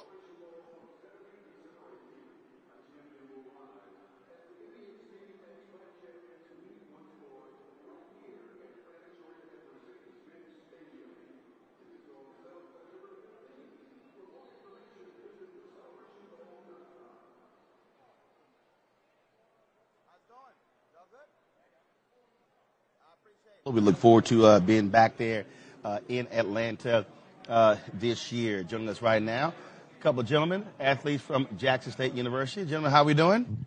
Feeling great. All right, let everybody know who you are. Travis Under here, receiver and cornerback at Jackson State. Shador Sanders, quarterback, Jackson State. All right, glad to see both of you here. First off, lots of attention to you, young man, coming to Jackson State. First of all, just how's the experience been thus far? It's been all I expected, so it's pretty much just going how I thought it would go. How it's Gotcha. supposed to be going. Except for that boot you got on. Yeah. So what's happening there? Just a high ankle sprain. I'll be back. All right, good. We talked about all the attention, your decision to come to Jackson State. Yeah. How you been dealing with that? The haters who are saying you made a mistake, and the others who are praising your decision to bypass Power 5 schools to come there. I pretty much don't see the haters. I mean, I look at all the positivity. When people come up to me, they talk about nothing but positivity. The haters don't come up. So, I mean, it's pretty much like they're not there. So I just look at all the positivity, just take it and use it as my courage to keep going. All right. Last time I chatted with you, we were at the Celebration Bowl, and that was not the way you wanted to finish the season. Chatted with your dad earlier. He said the whole focus this year is dominate. Yeah, and finish. Dominate and finish. The main thing we just got to do last year, what we did is we just got caught. Like, it was one of the things you can't explain. Like, we just thought we had it. So that's it. So you thought you had it before the game? Nah, not before the game. It's just somehow, some way we'll win. That's it. Got it. So it's just our focus wasn't there. Our focus slipped, but that's it, though. For the incoming players, what have you and other veterans been saying to them about what the expectations should be? There's nothing we have to say. Like, that's what's wrong. We don't say anything. They see it, so they just abide by it and they go with it. Travis, for you, what was it in particular when you made this decision, when you said, I'm going to this HBCU? I mean, I gotta show up for my people when they need me. I felt like that was the time was right for me to go there and show them, like, everybody don't have to go to PWI to get noticed. I went to HBCU and got the whole world noticed. So it's pretty much just And on that particular point, folks notice, and that's what many others have been saying. Look, if you provide the opportunity, and if more top black athletes do that, will elevate the play of HBCUs. Yeah, I mean, it's pretty much like I had to put my stamp in it. I wouldn't say the play at HBCUs is bad, though. No. I'm not saying it's bad. When I say elevate, mean going whatever level it is, going to the next level, because it used to be that case. When we couldn't go to PWIs. Yeah. You had your 4 and 5 stars. You had the best of the best, and so we're seeing that not beyond athletic. We're seeing that academically, where a lot of students who are your top academic students bypassing Harvards or Yales, and they say, you know what, I want to go to Howard. They want to go to Florida A&M. And so what folks have been saying is, hey, man, what happens when that happens athletically? It's a game changer. Most definitely. It's pretty self-explanatory. I mean, they see that we came here to step in and to show up for our people, so we need our people to show up and step in for us. This is, when you talk about this season, when you talk about on the schedule, are there any games that stand out for you at all? No, we're going game by game, week by week, month by month. We're going to take all the games into the same outcome that we want. We want to dominate and finish and become the top team in the SWAC. How does it feel when you look at the response that you've gotten from your alumni fan base as you all have, as you went game after game? Did you see the intensity increasing and excitement? Yeah, I see more fans towards the final couple games of the season, most definitely. But the thing is, like with me and with a lot of us players, we're not on the social media caring about what people say. We're not on that. So we got a lot of alumni that reach out to us on social media, but it's like we don't speak on that. We just like we see it in person. Like we see you come show support. Mm-hmm. So that's how we know you actually supporting us. Anybody could do it behind the phone. Mm-hmm. Absolutely.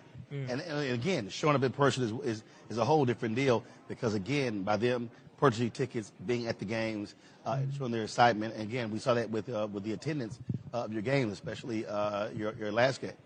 No, most definitely. It's a lot of people in the stands in a couple of the games, especially home game. At Memorial Stadium, I would say one game stood out to me. Memorial Stadium, when we played Alcorn, and it was flooded. That's the game you came to. Yeah, it was flooded. So you were at that game. What did that feel like? I mean, I don't care about the fans. I'm caring about what's on the field. The outcome is what's. That game almost made him commit, ain't it? Yeah. It's a different feeling.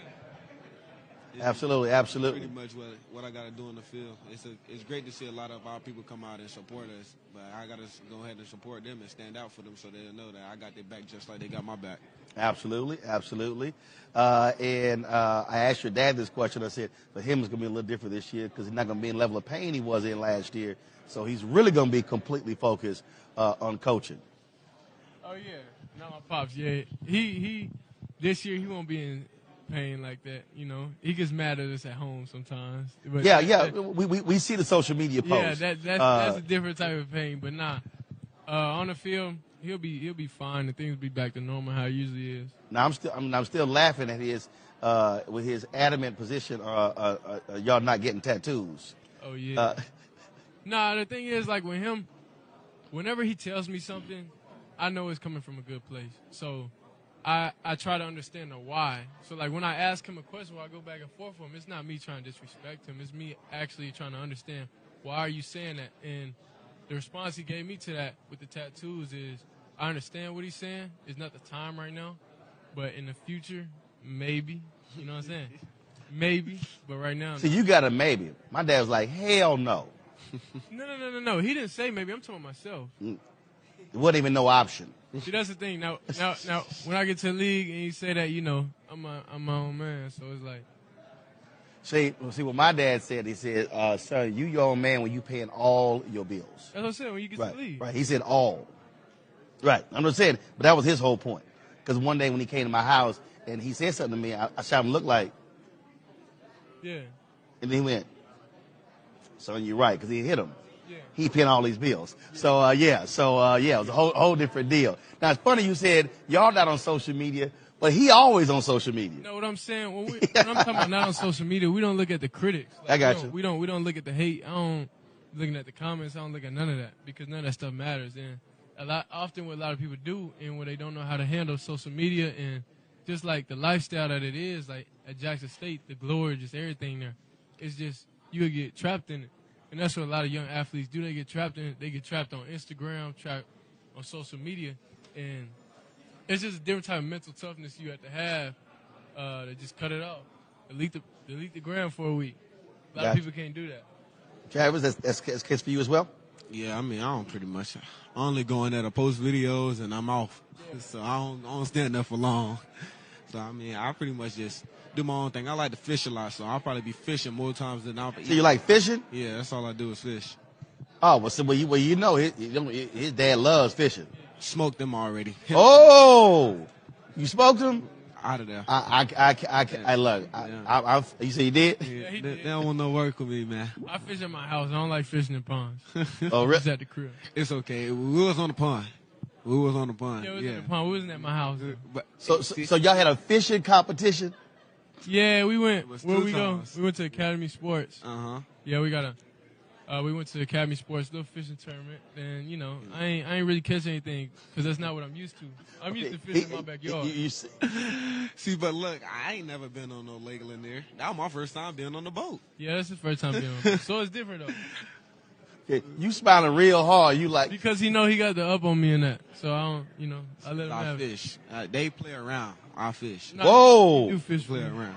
You said they play around. You fish. Wherever I go, I'm gonna fish. Yeah, he will. I don't know how. It's too boring for me. See, about you trying to patience, catch yeah. Who want to catch a panfish? That's not fun. No, I'm playing golf. Y'all can fish all. I can't Y'all can fish all day long. I'm gonna make me some birdies. No, I can't do that. I can't agree with the golf, man. My QB coach just started doing that. You can't agree with the golf, man. You know the folk I've connected with in golf around the world. That's yeah, but that's different though. That's different though. Like you said, I'm not. I like doing stuff I like to do. I know me going on a golfing course. That's not what I want to do. So because you know how to swing. See, but look, you don't know how to fish. That's why you don't like fishing. No, I fished when I was young. I fell asleep. It was too boring. It's too slow. Because you don't know how to fish. Yeah. Well, y'all fish fast? Is that what you say? Yeah, I fish fast. Yeah, we catch. Okay. Fishing, we catch. All right. We're gonna catch. What time you gotta get up in the morning to go It don't fish? matter what time. No, it don't matter what time. As long as you use the right thing, as long as you know how to fish, you are gonna catch a fish. No, I gotta play golf. Y'all had that. I'll be on the golf. I'm gonna catch birdies. I'm gonna catch birdies. Just invite me to the golf course and I'll fish your ponds for you, all right? Huh? Yeah, he'll fish in the pond. Well, we'll see what that golf swing look like. So, yeah, we'll see what that. I can do a little something. I can't do too much. Okay, well, I can. I'm a 6.5 handicap. Never mind, you got that. I don't even know what that means. You know what that means? That means I'm damn good. Oh, okay. That means I can golf my ball. The only golfing I do is top golf, man. That's it. That's the only swing I can do. Video, Instagram, Deion Sanders Jr. Go check it out. Man, come on. That ain't golf. What is it? It's all good. I'm gonna put my top golf clip where I hit the ball far on my story today. Y'all go check it out. Did he go straight or did he go far left or right? Straight. What you mean? Yeah, okay, yeah. I didn't say I was consistent with it, but I hit one. Oh, okay. All right. I'll be looking forward to that video, seeing that particular video there. So, yeah. So, okay. So with this fishing thing, do y'all have y'all plan on having a competition during the season or? No, not during the season. See, we playing football during the season. Yeah, we always on football during the season. Then, yeah, but saying, like I said, over a break, maybe a bye week or something, I'll tell him, come to my house, throw him in that pond, man. Let him do what he got to do. Cook some fish, have the chef come over, do what he do. You don't seem to be. Look, he got a chef. Yeah, I'm cooking my own fish. You don't seem to be sold. I'm doing all that myself. So you gonna scale it and do all that? I'm doing all that. But that's what I'm saying. You could do it. But I ain't gonna trust what you're doing, though. Don't trust it. We can eat like a family, though. I'm gonna eat my fish, you eat yours. Yeah, for sure. But see, what your deal is, what you're saying is, he talking about in the backyard. Your deal is, you can do it anywhere. Yeah, I'm anywhere. I'm going to hit backyard and smoke him in his own backyard. Ooh. Nah, he probably can. That's the thing. Like what I'm saying, I'm not going to talk about something I'm not, like, great in. I can fish, but I'm not great in fishing. Gotcha. Well, just like I said, golf, just so you know, that's a golf swing right here. Just so you know, in terms of how you're going to stroke the ball, hit this thing down the fairway, finish. I did that yesterday. I was asleep, though, but I did it. Oh, you were asleep? Yeah, I did it. Right. You had that golf turn with that boot on your foot, huh? Uh-huh. Yeah, okay, all right. I was asleep. Yeah, you were asleep. That precisely it. All right. Gentlemen, good to see you. Good luck this season. And look forward to seeing how you perform on the field. Thank you. All right. And let us know about who smokes who in fishing. It's going to be me. It's going to be on Instagram. You can come to the crib. He said he's going to put it on Instagram. Yeah, Media. My All fish right. don't taste better, though. No, it's not. Seasoning. What? Seasoning. Hold up. But do you cook it? My chef do. See, you gotta... Man, you can't sit here and say your fish going to taste better and you ain't even cooking it. What that mean? Fishing. You mean you got to cook it yourself? You cook your own fish? Yeah, I'm cooking my own fish. What season do you use? Everything that. What you want? You want it Cajun or what? What you want? Man, you First of all, my do people fish. Creole, so we don't do Cajun. We do Creole. You got that one. I don't know how to do that. Y'all the best seasoned fish, man. Right, from your chef. Yeah. Nah. For sure. You can't be taking credit for the chef's work. I'm paying him. What you mean? You can. Man, this interview over. He trying to take credit for the chef's work. No, that man cooking his own, catching his own fish, cooking his own fish. He's a real man. This is a good young buck right here. He's a good man. He got that one. He got it. Gentlemen, I appreciate it. Good chatting with y'all. Thanks. All right, y'all be well. All right, folks. Yeah, y'all didn't think we were going to be talking about fishing now. Everybody watching out there, y'all didn't think that was going to be happening. But that's what happens. You never know what you're going to get here at SWAC Media Day. We're going to be chatting with some other folks coming up. I saw Charles McKinney. He is the head coach at Texas Southern University. We look forward to chatting with him. And so that's going to be great. Got some. How you doing? Good. How you doing? Y'all good? Good, yeah. All right. Take a seat right there, sir. Hot seat. You're in the hot seat. For the folks watching, tell them who you be. Doc Gamble, the head football coach, University of Arkansas Pine Bluff. Arkansas Pine Bluff. Had an opportunity when I spoke on campus there, did my show from there. And so y'all got the right color scheme as well, being a life member of Alpha Phi Alpha. So that worked. And so first and foremost, Coach, just talk about the state of the SWAC in terms of your feelings about where it is now with the attention that it is receiving across the country. Where it is now, it's no longer a regional brand. It's a national brand. I think it's and I know that because it's easier to go into homes and recruit nowadays, just outside of the southern market, but nationally. So I'm able to get on the phone and call some people and start conversations with them, and they already know about UAPB as well as the SWAC inside and out. Now, you're there in Arkansas, but you got all these schools from Texas and Louisiana, Mississippi, who talk all this trash. And so how are you positioning Pine Bluff to be competitive and to win in the SWAC? Well, we always say we're unique. We're the only HBCU playing football school in the state of Arkansas. So we're unique, and we have to take advantage of that, and we're able to utilize that. And it's a place that where we could say, I don't know if we have a true natural rivalry. So everybody that we play, it means something. Mm-hmm. Mm-hmm.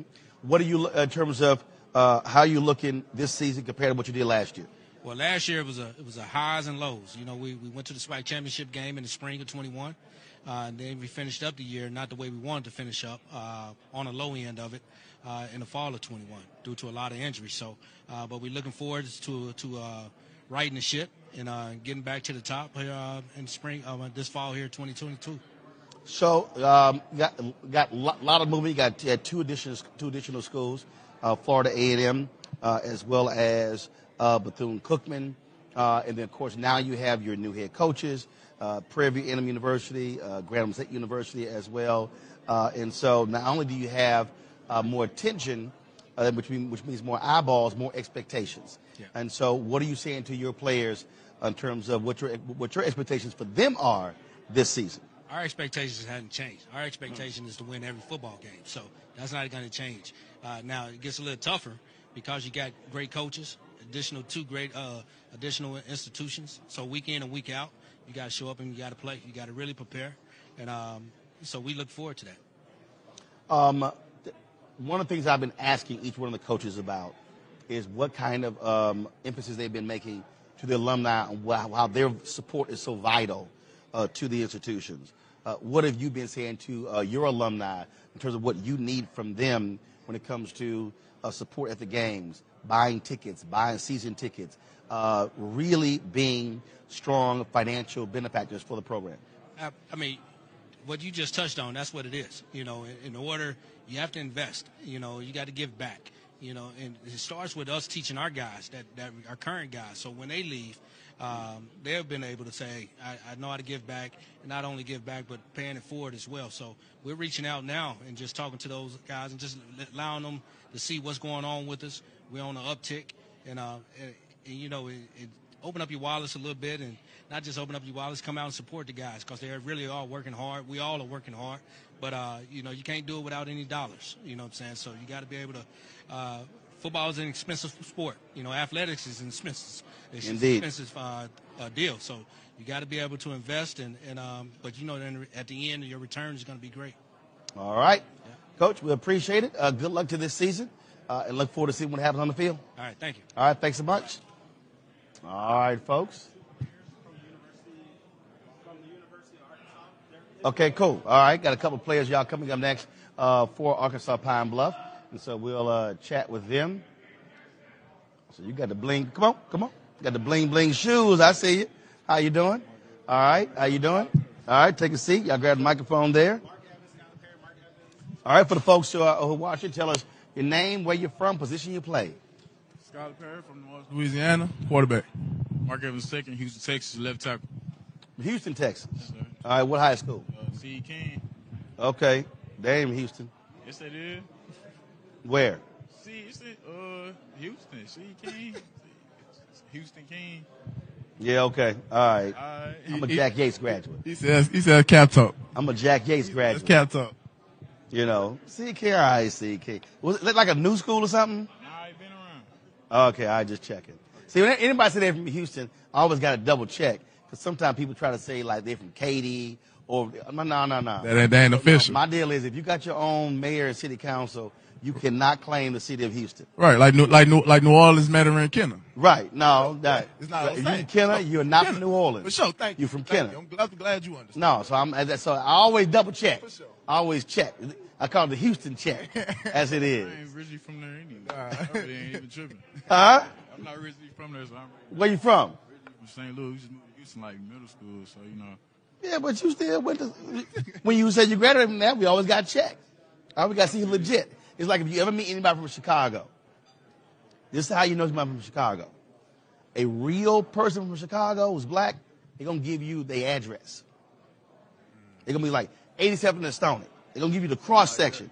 When somebody say, I'm from Chicago, ain't no address, they from the south suburbs, they from Evanston, they from, right. You used to meet somebody black from Chicago, they're going to give you their full address. That's how you can always tell. So when you just say, I'm from Chicago, you go, you ain't from Chicago, you didn't get your address. That's how you always check. Always check. All right, let's talk about upcoming season. How you guys looking? You, of course, advanced to the SWAC championship last year. Did not achieve what you wanted to achieve. So how you looking this year? Really, you know what I'm saying? Coach did a good job getting more depth, you know what I'm saying? That a lot of injuries hindered that past season everybody seen, you know what I'm saying? And we knew that wasn't us. You know what I'm saying? We just kind of know that. So, you know what I'm saying? Now with the new guys, you kind of put them in that mindset, you know what I'm saying? Put them in a position to, you know what I'm saying, play their role. You know what I'm saying? Like everybody got that same mindset. You know what I'm saying? Get back to that. You know what I'm saying? That's been the mission since we got back early this summer, you know what I'm saying? It's the earliest we ever been back since we've been here in our 4 years. So, you know what I'm saying? Being around those guys and like Coach been, you know what I'm saying, kind of giving us a little leeway. know what I'm saying, to figure things out, you know what I'm saying, take our strength conditioning, you know what I'm saying, we having our own meetings, certain things like that. Even though we still meeting with coaches doing small things, we taking a step ahead, you know what I'm saying, do things by ourselves, you know what I'm saying, make sure everybody understands. Showing player team leadership. Right. I just feel like this year's team is better because I feel like everybody has the same goal in mind. I feel like everybody wants to win that championship. You know, we had our meeting. You know, we told them, like, you know, if you ain't trying to win, essentially, you know, you just might as well go ahead and step, you know, exit stage left. So I feel like, you know, that's where everybody got the same goal. So I've talked to different players, and so the Bethune-Cookman players not happy with how the performance. They got the chip on their shoulder. The Alcorn State players, and so it's a whole lot of different cats who say it's matter of fact, some are calling it payback. You got Coach Sanders and his team saying they plan on dominating everybody, and so when y'all hear that, what do you think? It's football. Football is a dominant sport. Who don't? You know what I'm saying? Who don't plan on dominating? Those who lose. Like, that's cool. And when, I know you can put us in that category, those who lose.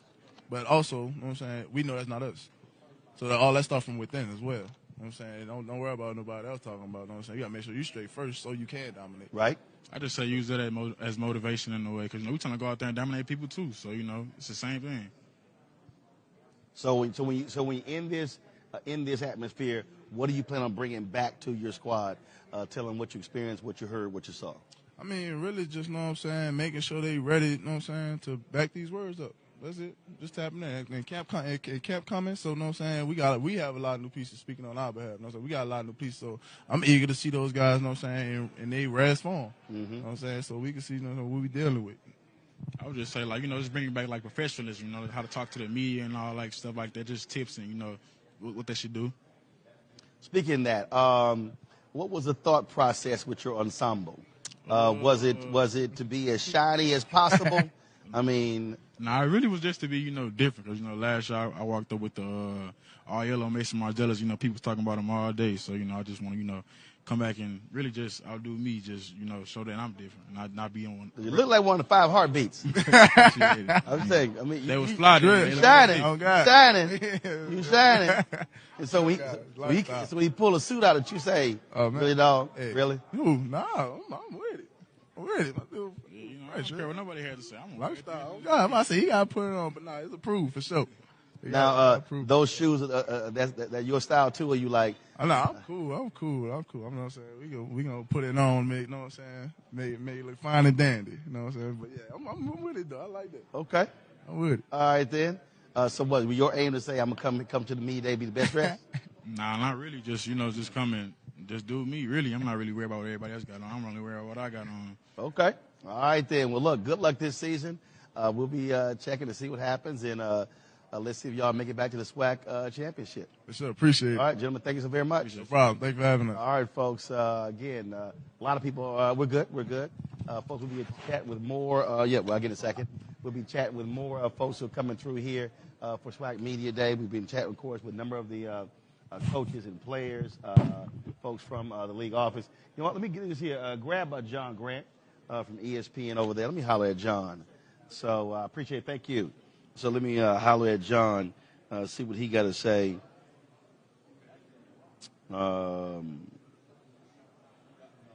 Here we go. Here. That's cool.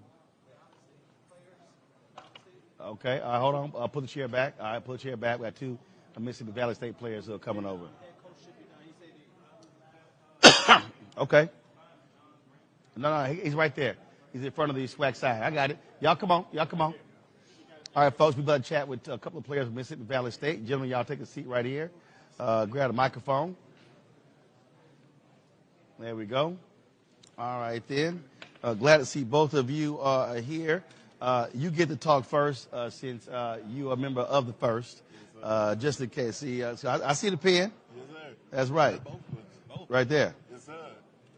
Okay. Oh, yeah, absolutely. So to Alpha Brothers here, give us your name, your position, where you're from. Okay. Ryan Thomas, defensive end from Clinton, Mississippi.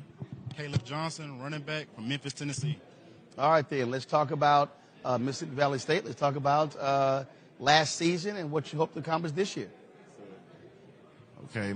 Last season, you know, we were picked last in the conference to finish. And I think we ended up surprising a lot of people. We were definitely one of the tougher teams in the SWAC last year. And in my opinion, and I believe a lot of people believe this as well, we're probably a few mistakes, a few penalties from, if not finishing first or winning the SWAC championship or going to the SWAC championship. I believe we're gonna be a really talented team this year, just like we were last year. But I think we got a little bit more explosiveness to us, especially on the offensive end. When we got one of our main weapons right here. So I just feel like this year everybody can expect greatness and elevation from Mississippi Valley State this year. Just to piggyback off what he said, I think last year we went 4-7, one of the better years that we've had. But we could have went like 7-4, 8-3, and what kept us from doing that was late game mistakes. So I feel like this year coming up, we have to minimize those late game mistakes, keep playing fast, keep playing physical, keep playing tough, and you'll see definitely more W's in the win column. Absolutely, absolutely. You've got at the beginning of the season, everybody's always in the exact same spot. They say we got a great team, we're looking good, and then when it's playtime, all of a sudden things change. And so, what is your goal to keeping your fellow players in the right frame of mind going throughout the season? I believe we just gotta all have the same mindset, which I feel like we all do. Like we have more of the it's us against everybody mindset whenever it comes to the Valley team. So everybody, we just believe if we take it week by week, we'll be in the position that we want to be. We try not to let anything rattle us. You know, if we make a mistake or if something doesn't end up the way we want it to, we try to keep each other's heads, leveled and, just try to keep everybody calm. Because at the end of the day, we understand, it's a lot more football to be played. And if if we finish and we keep doing what we got to do week in and week out, we'll be where we want to be at the end of the season. I feel like we just have to take it one game at a time. We don't want to get too high or get too low. I think if we win a game this week, let's celebrate for the weekend. Let's get back to work on Monday. If we lose a game, you know what I'm saying? That's fine. Let's get back to work on Monday. And we just got to take it just one game at a time and just stay together. No matter what happens, wins and losses, we started together as a family. Let's end as a family. Okay. All right, then. Well, look, I appreciate it. Actually, last question here. Just is this your first time at SWAC Media Day? Yes, sir. If so, how's your second time? And so, how's been your first experience? Really excited, like just really great overall. Seeing all these people out here for the SWAC and just seeing the excitement around the SWAC, it's just unbelievable. Honestly, I grew up watching SWAC football. I always dreamed of playing in the SWAC. So when you come to the SWAC Media Day and everybody's just buzzing around it, it's beautiful. Honestly, it's always a blessing to be here. I'm just enjoying the moment, soaking up the moment. It'll be a memory for a lifetime. I'm gonna tell my kids about it when I have them. And I'll be able to look back on it and just say, I was on TV, so yeah, I've just been enjoying myself here. All right, well, gentlemen, I really appreciate it. And Sean, go ahead and get this photo here. Since we go ahead, just let the rest of these folks know how we roll. Shoot that thing horizontal. There we go. Here we go. All right, horizontal. There, step in. There you go.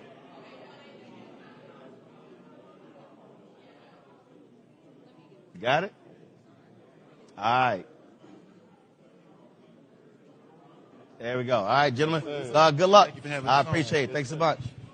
All right, folks. Again, Mississippi Valley State will be chatting with their head coach in just a second, waiting to hear and also talk with the head coach at Texas Southern University as well. I think we've talked. Let's see my program. I want to make sure that we've got all of the different coaches here. We have not chatted with the head coach at South Carolina State, or Bubba McDowell at Prairie View A&M University, and the Southern head coach. So got to be sure, got to grab. I think I'm missing one more. Who am I missing here? I'm missing one more. And so trying to get them. Alabama A&M. So here we go.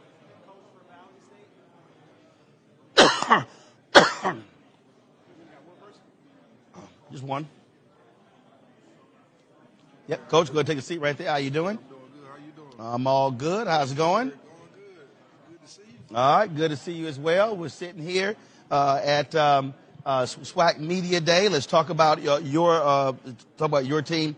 We had a couple of your players on, them talking about last season and what they hope to change this year.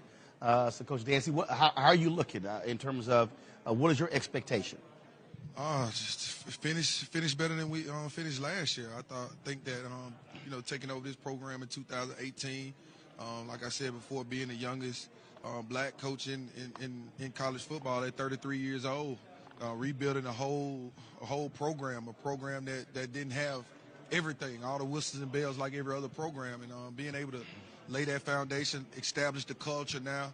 I thought the thing we were missing was talent. So we went out and signed a lot of mid-year guys, a lot of talented guys, added them to the equation. So my expectations is finishing better, man. We want to win. We want to be at the top like everybody else. You talked about upgrading, not just players but also facilities.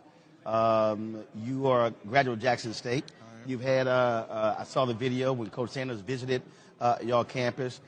What has that been like having a coach from a competing school, but also you're in the same state, also amplify what your needs are to help elevate your program? It's been great. Ever since he came into the conference, we had one conversation, and that conversation turned into, like a brotherhood. I could call him anytime. And we sit down and talk, bounce ideas off each other's head, and just to have him in my corner to support me and help me, elevate our institution. That's what we want, and help these kids get the best that they can while they're in college. It's been outstanding. So it's been good. It's been great. In talking with some of the other coaches, they've been sharing how it feels. The Arkansas Pine Bluff head coach said, we were a regional conference, now we're national. Now people are talking about us. Have you seen that? Have you felt it? Have you seen a change in your alumni, others, not only to the conference but to your school? No doubt. I've been in this conference since 2002. Came in it as a player. Got after my playing days, I came right back in it as a coach. So to see this conference grow, how it has grown, and to be nationally, having ESPN and all those big-time platforms really talk about HBCUs, it's been outstanding. And not only that. Sorry, go ahead. Yes, like you said, with our alumni, the alumni base has grown tremendously because of that, because of the brand now. So I'm all for it. The acknowledgement, the exposure that the players get, it's been great, man, over the years. If we talk about what have you also been conveying to your alumni about what you need from them? Just to do much as they can. I think the biggest thing that we sometimes miss is the support factor. And not Say it again? The support factor, and not just talking about it, being about it. When you say you're going to donate and give, make sure you give, and make sure you're giving for the right reasons. And don't give and think that I gave and now I don't see it. But trust me, it's being given out. But it's more than one area that we need. So man, just being there to support those young men and being a genuine giver. That's one thing we got to do more of is giving and not being afraid to give and think that our money is going somewhere else when in actuality it's a lot of things that's needed that we don't have. In college football, sometimes people don't understand it's a lot of money that it takes to run a football program. So just being genuine givers. That's one thing that we need. Coach Dancy, we appreciate it. Yes, sir. Appreciate you. All right, good luck. Yes, sir. Thanks a lot, Doc. I watch you a lot. I appreciate it. We try to give a little help. All right, folks. We're going to be chatting with more folks coming up right now. Folks, we're going to have a little break here so I can get these allergies under control in my cough. We're going to play a little bit here of the Howard Hampton halftime show that we covered last season.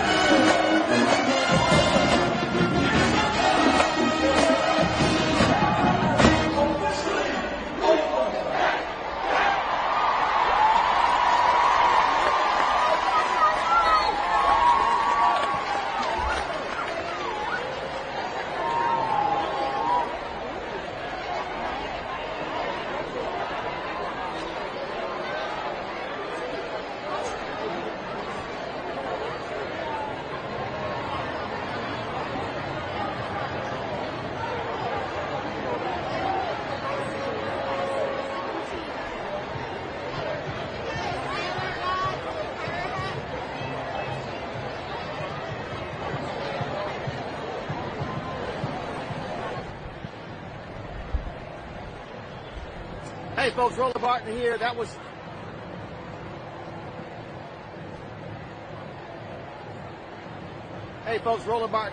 the halftime of the Howard University Hampton game. And so hope y'all enjoyed that halftime. Only Roland Martin Unfiltered and the Black Star Network live streaming this. And so we had Henry, Anthony, Anton working in the cameras and switching up top. I was here on the ground. So the Hampton band, they were stuck in traffic. They got here late. Wasn't sure they were going to be here, but they certainly got here. And so the folks here certainly enjoyed this halftime. Vice President Kamala Harris, she threw out the opening coin toss. And of course, was cheering the band during halftime as well. And so we certainly hope y'all enjoyed watching the halftime show. This is what we do. We want you to download the Black Star App Network. Download it on all the platforms. Also support us via Cash App, $RM Unfiltered. Venmo is RM Unfiltered. PayPal is R Martin Unfiltered. Zelle, of course, is RolandSMartin.com. RolandMartinUnfiltered.com. This is what we do. Nobody else, folks, was out here doing this. And so this is called hashtag Black-Owned Media Matters. And so we certainly hope y'all enjoyed this halftime. Now it's time to get it's going to start in about 1 minute and 30 seconds.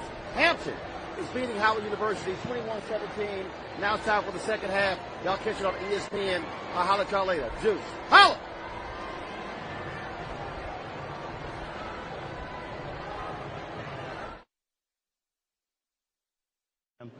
That was the Hampton-Howard game. Of course, we were there in D.C. covering that. Right now, we're going to talk with Clarence McKinney, head coach. Take a chair out. Yeah, Texas Southern University.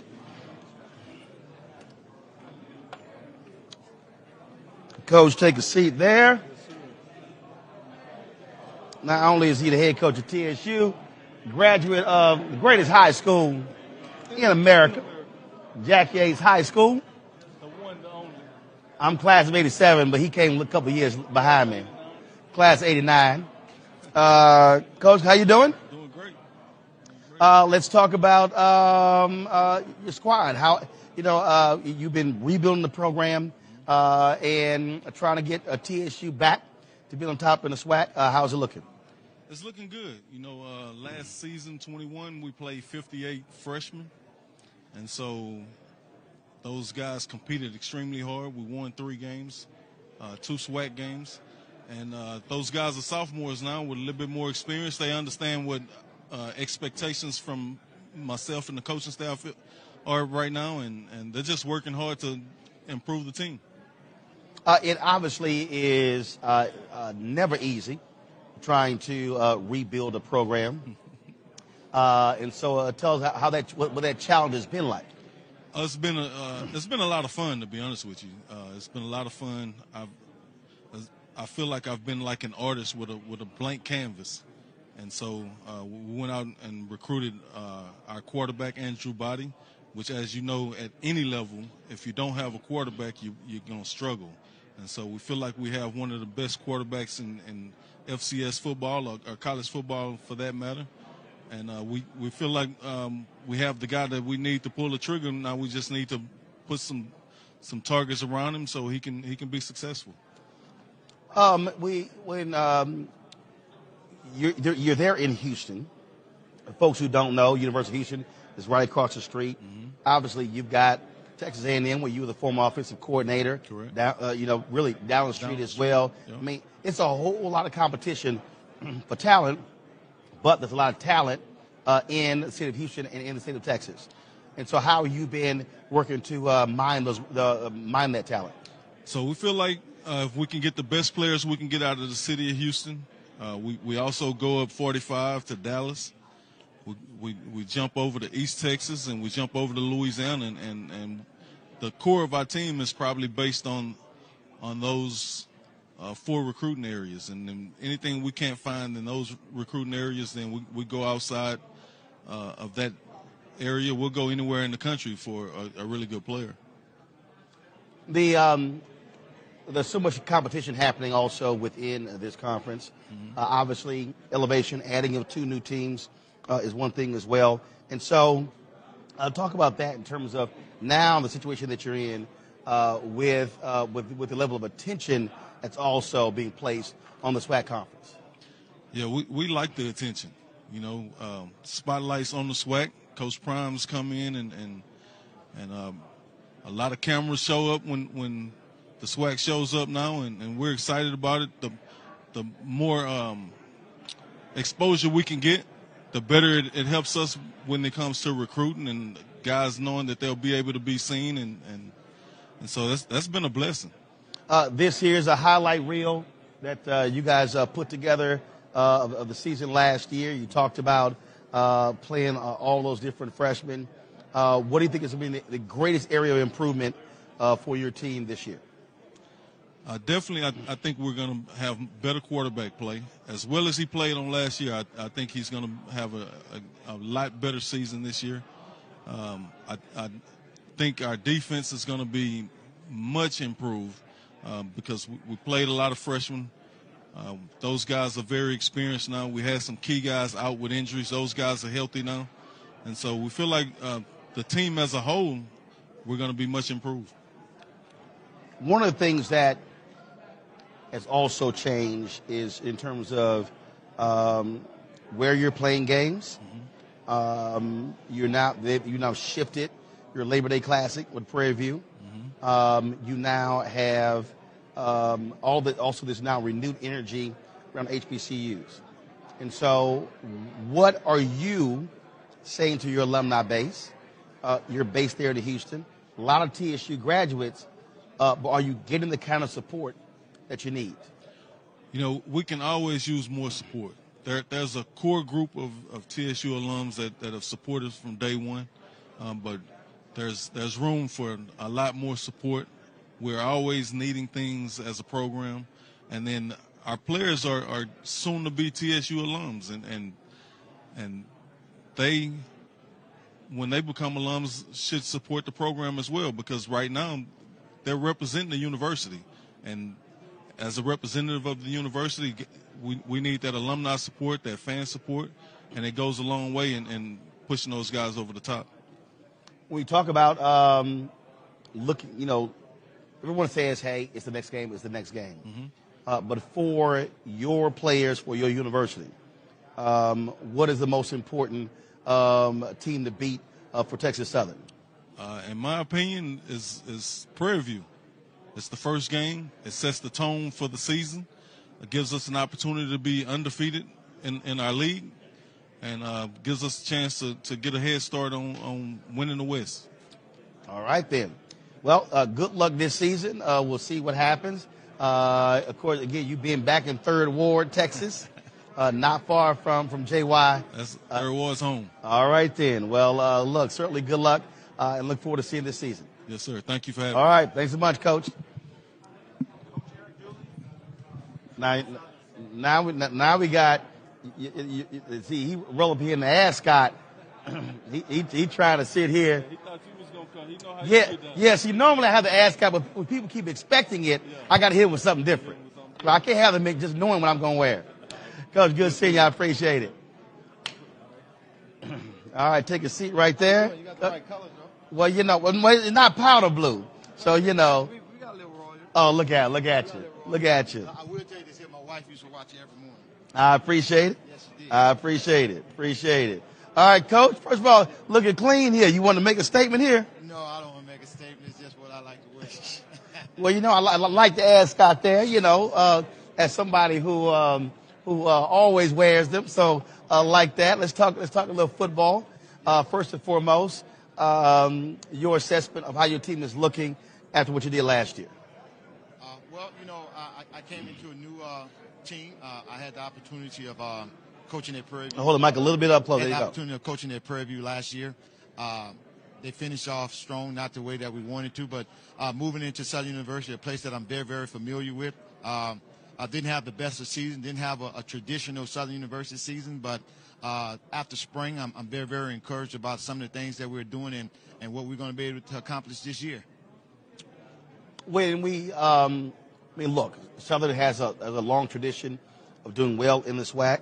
You've got 2 new schools. You've got Jackson State with what they did last year. You got a new head coach down at your rival, Grambling State. So it's a whole bunch of things happening in this conference. Yeah, I'm excited about it. A a guy that's been in the conference now for over 30 plus years playing and now having the opportunity to coach in it. I'm very excited about it. I love the competitive spirit that we have throughout the whole conference. So it's a joy something that I've been waiting to see, and it's here now. You talk about returning Southern to its glory days. You know that well, not the SWAC championships, but national championships. What's it going to take? It's going to take commitment. There's no question about that. It's going to take commitment, and a lot of people ask that question. They got to buy in. There's no such thing. They have to buy in. If they're on the Southern University football team, they have already bought in. That's what it's all about. We understand that, but it's going to take commitment and doing the things the way that we see fit to do it. But it's there. The young men understand what we're looking for and what we require. So I feel real good about coming into this year. So much is changing. The Arkansas Pine Bluff head coach said this used to be seen as a regional conference. Now it's getting the national attention. Is that added pressure with more eyeballs on the conference? No, I don't think it's pressure. I think, when you're a competitor, those are the type of things that you look forward to. For myself, I don't think there's no one or anything that can put more pressure than I put on myself. So I love the fact that we're getting the notoriety, those guys getting the opportunity to be seen. So I welcome it. One of the conversations that I've been having continuously with many of the coaches deals with alumni support, deals with resources, and everybody is understanding you have to upgrade facilities to reach this generation of athletes. What is the state at Southern's campus? There's no doubt about it. If you look forward to what we got coming in the works right now, I know our campuses have committed to building some new facilities that's going to, I think, put us at a different level. There's no question about it. They're committed to doing that. The resources are going to be there. Our people are actually taking care of that as we speak, so I feel comfortable with knowing what we have to do, that they did build some facilities. Now we just got to continue to upgrade to stay within reason of everyone else, because that's what the student athletes look for, facilities. What are you, when you're talking to your alumni, are you getting them to understand that their financial support matters? Tickets, season tickets, these boosters, because that's the difference between really strong programs and those that are not. There's no question. I do feel that that they have gotten what I said, because that's what I preach. When I first got there, I made sure that I invited 1,000 former football players to come back. I started inside out to get them to understand. And right there, that's when the season book started building up right there. And I think the fans are excited about someone that they already know of to come back, and they want to come out and support. And they do understand what it takes to be up the top of this here. Southern University, they always say they're the standard, so they do understand what we're looking for and what is needed to be up in the top ranks of FCS right now. We talk about the monetization. We talked with Commissioner McClellan, who talked about advertiser support, things along those lines. Are you seeing that with the attention and uptick in people, corporations, businesses who want to be involved with the Southern University football team? Yes, because now it becomes a trust factor. They see what's coming out. Everybody want to be a part of something that is growing, and it's growing fast. So I got to catch up before we move on, and I don't get an opportunity. Right. So I do see some change right there, and then that's why I take my hat off to the commissioner. The things that he have done for our conference, it afford everybody opportunity now. Well, one of the things that I've been asking each one of the coaches, because Coach Sanders is a huge social media demon. Have you had to upgrade your social media presence? Are you kicking content out on social media a lot? I have a younger coaching staff that does it a whole lot, but then I have some daughters that make sure that I stay abreast of what's going on.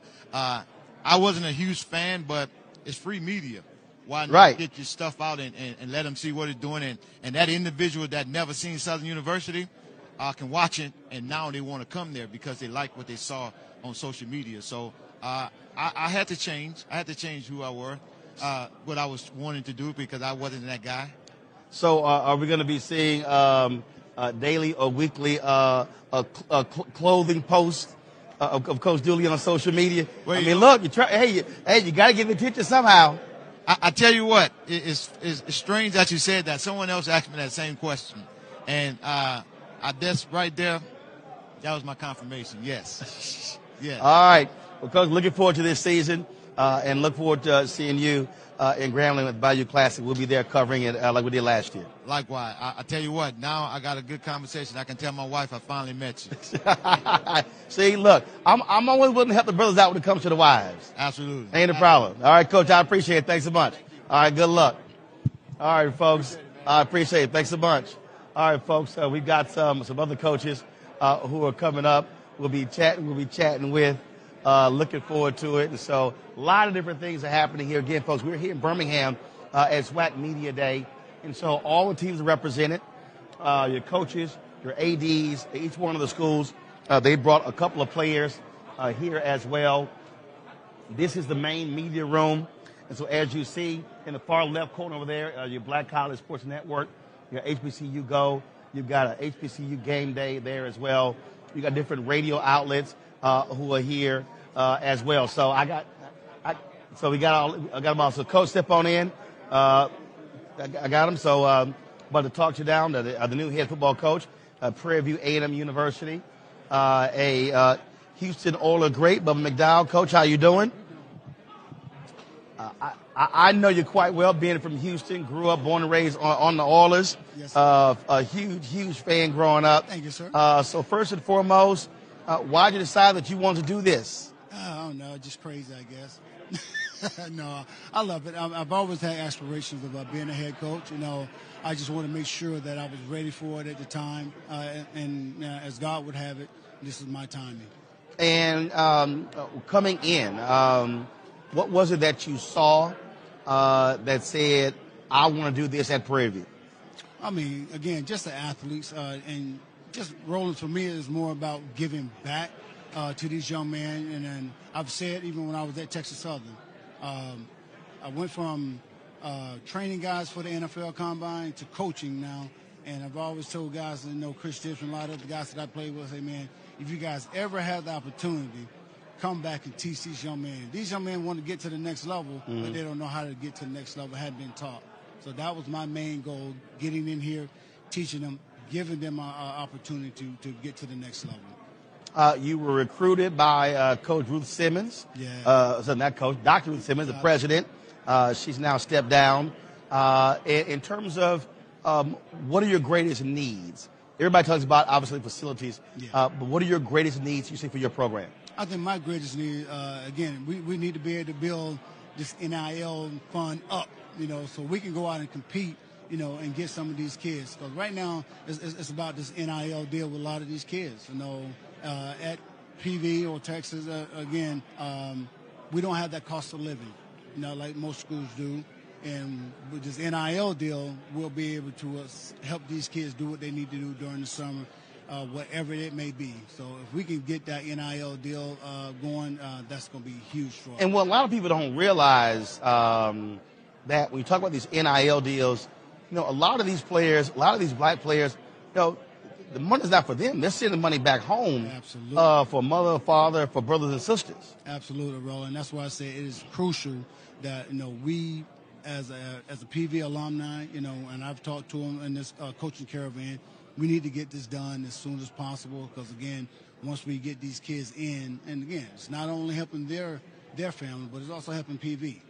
You know, we can go out now and get some of these top guys from the FBS, from the top FCS schools, come to Prairie View because I believe, you know, once we get them on campus, it's a done deal. You mentioned your alumni caravan, traveling around. And that is a thing that I've been hearing from so many different people, trying to get alumni of HBCUs. Say, look, you are not going to have great programs if you don't support them. You're not going to have great schools if you don't give back.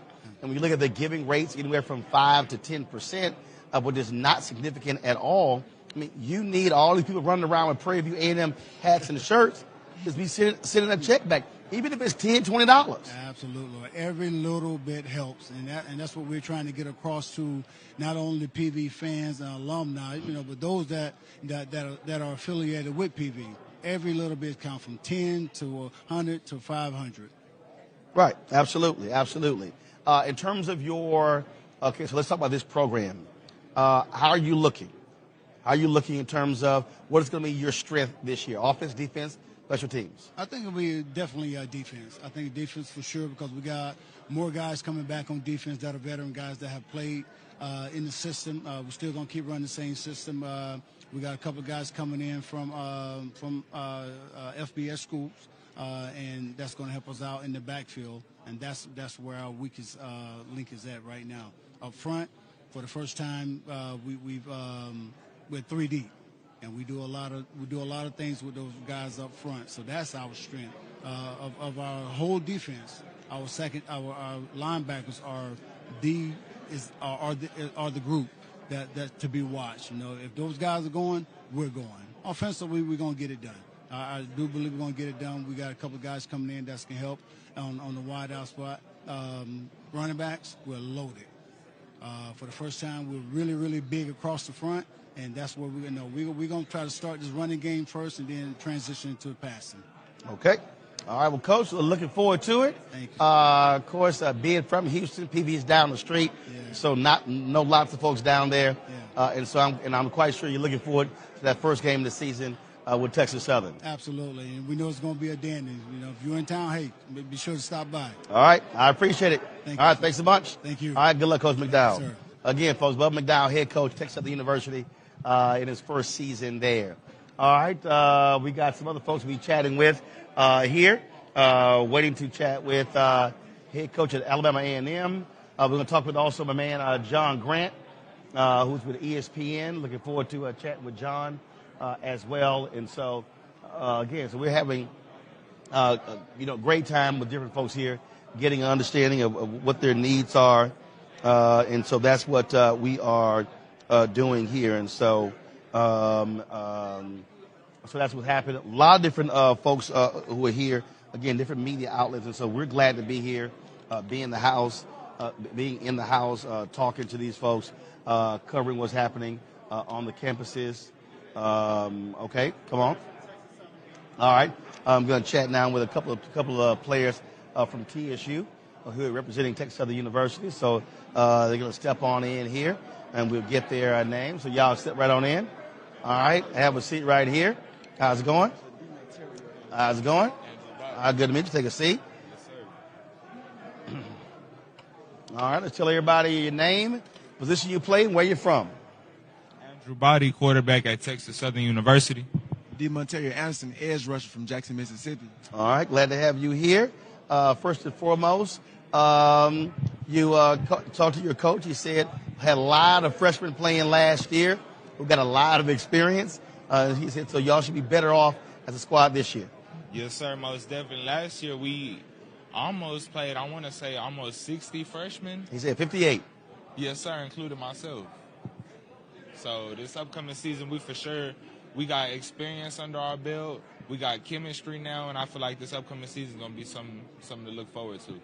Yeah, we're playing those freshmen, though. With me being the older guy, we also lost a lot of seniors, a lot of impact players that we had, though. And they seeing those roles opening up, though, so you can see the hunger in their eyes. You can see how much they in the film room, how much they doing the overtime training and everything like that, though. So that makes me even better, knowing that I got people under me ready to go get it. A lot of your fellow schools, they're playing in smaller cities, smaller markets. That's not TSU. So you're playing in a major media market. And so the way you get attention in Houston, you got to win. That's the goal this upcoming season. This season we plan to show the SWAC and show the world that we ain't no rollover. Yeah, whole bunch of underrated things going on. So we're not going to do too much talking on that end, though. We just got to put it on tape, put it on film. Gotcha. Yes. So your defense, your offense, which one's strongest this year? I feel like we're going to be equal this year. I feel like we're going to be a balanced team and that we're going to be able to lean on each other if the game's going to depend on it, that we're going to be able to trust each other as an offense and a defense. See, as an offense last year, though, they was already taking off toward the end of the season. And Coach did a great job in the transfer portal, finding new high school players, JUCO players. And he got also active, in the portal from bigger schools and everything, bringing guys in to help lead the team to show how you're supposed to be a college student, how to be a college athlete and everything like that, though. So that's going to make our defense stronger, though, just to help our offense out and help our program out overall. All right, well, sounds good. Looking forward to a new season, new hopes and aspirations in Third Ward. Yes, sir. Most definitely. We're gonna bring out the community and we're gonna try to bring everybody in. Okay, y'all gonna have to, because I'm a Jack Yates graduate, so we used to success. So we're gonna pop out then. We're gonna be seeing you a lot, right? Yes, sir. We're gonna be seeing you a lot. Well, when I'm back home, I'm in D.C., so when I'm back home, so all right, I appreciate it. Yes, all right, gentlemen, thanks a bunch. All right, good luck. I appreciate it. All right, Roland Martin. Okay. Yeah, that's right. I appreciate it, gentlemen. Thanks a lot. I appreciate you. All right, now we're going to chat with a couple players from Alabama A&M University. The color scheme stays the same. Tia's shoe is maroon. Tia's shoe is maroon. Here we go, take a seat. How you doing? All right. All right. Tell folks your name, your position, and where you're from. Abdul Fattah Ibrahim, wide receiver, Miramar, Florida. Gary Quarles, Alabama A&M running back from Tuscaloosa, Alabama. All right, gentlemen. So it's a whole lot of competition in this conference. And so what are your hopes for this year? Going 1-0 each and every week and winning the SWAC championship. Same thing he was saying. I mean, going each week 1-0. I mean, just worry about the team that's in front of us, which is UAB. Compare what last year was like, what you had to go through as you were competing throughout the SWAC. I mean, each and every week competition. Each and every week competition. I mean, it's great teams all around the SWAC. So each and every week it's just dogfight. And the best team won at the end of the day. Just going in, just knowing we the better team going to the game. I mean, everybody want to win the game, but we're going to be the one to win the game. What has it also been like for you in terms of attracting your alumni base and getting them excited about your team? Alumni base is very good. I mean, everywhere you go, they supporting you. Go to the store, they're helping you out, and it's just helping us put money back in the school and just giving us stuff that we need. They've been doing a very good job at it. I mean, just the coach. I mean, they're like family. Like Alabama A&M is a family. Wherever we go, they're there. Even we in Texas, Arkansas, Florida, they're there. Like they're here supporting us. We supporting them. All right. So what's stronger this year, offense or defense? Both. Both. Okay. But of your three phases, what is your team's strength? Both. Okay. All right then. We're a family. Like everything we do, we're strong in all areas of the game. Special teams, offense, defense. All right then. Well, certainly good luck to this season, and then we'll see what happens on the field. Appreciate you. Thank you. All right then. Thanks a bunch. All right now. All right. We're going to chat with y'all head coach right now in a second. Coach, step on in here. Take a seat. Which one you want to sit in? Doesn't matter. Sit right there. That's cool. Take the center seat out.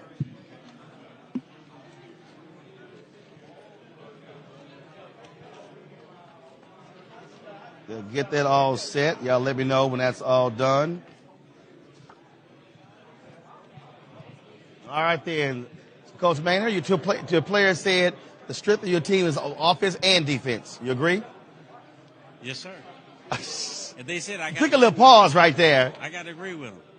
How you look at this season? I think we're going to be fine. I think we're ready to compete, and I think we got an opportunity. Just hold that mic up a little bit closer. I think we can compete. I think we got an opportunity to win a championship. We got to stay healthy, and we need the ball to bounce our way a couple of times. And we've got a very tough league and some great coaches and great teams, so we got to be ready to play every week.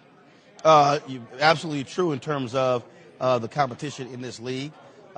Schools are upgrading, hiring new coaches, and lots of energy and excitement around the SWAC. It is, and everybody's trying to get better, man. Everybody's trying to win, and trying to win right now. That's why they're hiring new coaches and big name coaches and hitting the transfer portal. So everybody got the same goal, to win the SWAC and play in the Celebration Bowl and win it. What do you say to your alumni base in terms of what you need from them in order to be more competitive in the SWAC? I've already been talking to them. They know we need some facilities, a couple upgrades, locker room, team room, practice facilities. Future we have to do a new turf. So they kind of know what our needs are. I've been talking to them, going around talking to a couple of alumni chapters, and they understand. Absolutely. One of the things we've talked about a lot is how it's important for HBCUs to monetize our culture, monetize the talent. And so what conversations have you been in with your AD, with your president, about ensuring that your university is getting the best bang for its buck when it comes to sponsorship deals, corporate deals, media deals that can advance the interests of your football team? Well, that's their job. The SID and the AD job is to promote our program, our players, and like TV game. What are our plans when we got a TV game? We got to have some kind of plan to market ourselves, our program, when we play these national televised games to reach our alumni, to get them to give back and give more. And so that's kind of the ballpark is try to reach those guys every time we get that platform to reach out and be able to get the alumni and the fans to give back. We need to do it. Absolutely, absolutely. I've asked each coach this here.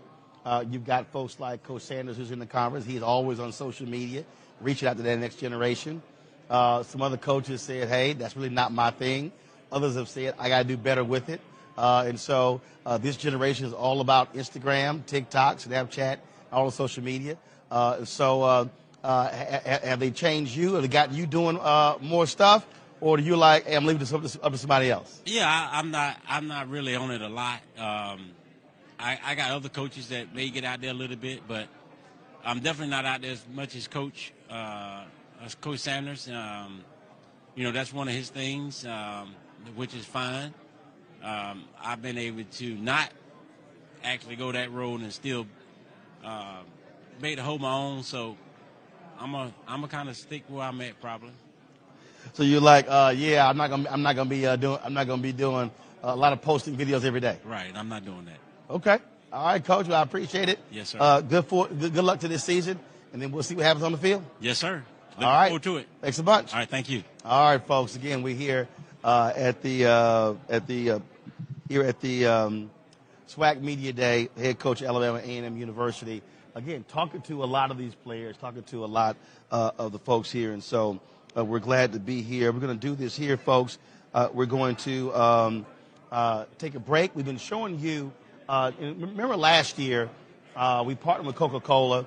We were at the MEX SWAC Challenge in Atlanta. We were at the Bayou Classic in New Orleans with the Celebration Bowl as well.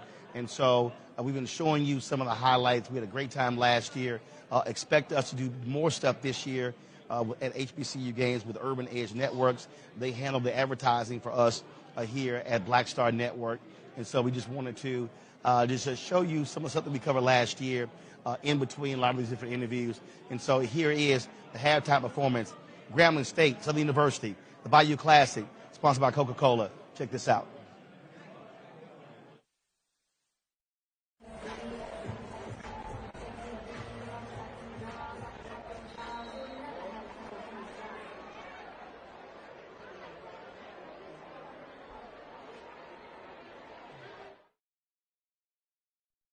Here. I'm gonna advance the video here because we went live right before halftime took over, and we'll show y'all some of the halftime performance here in just a moment. I will pick it up right here.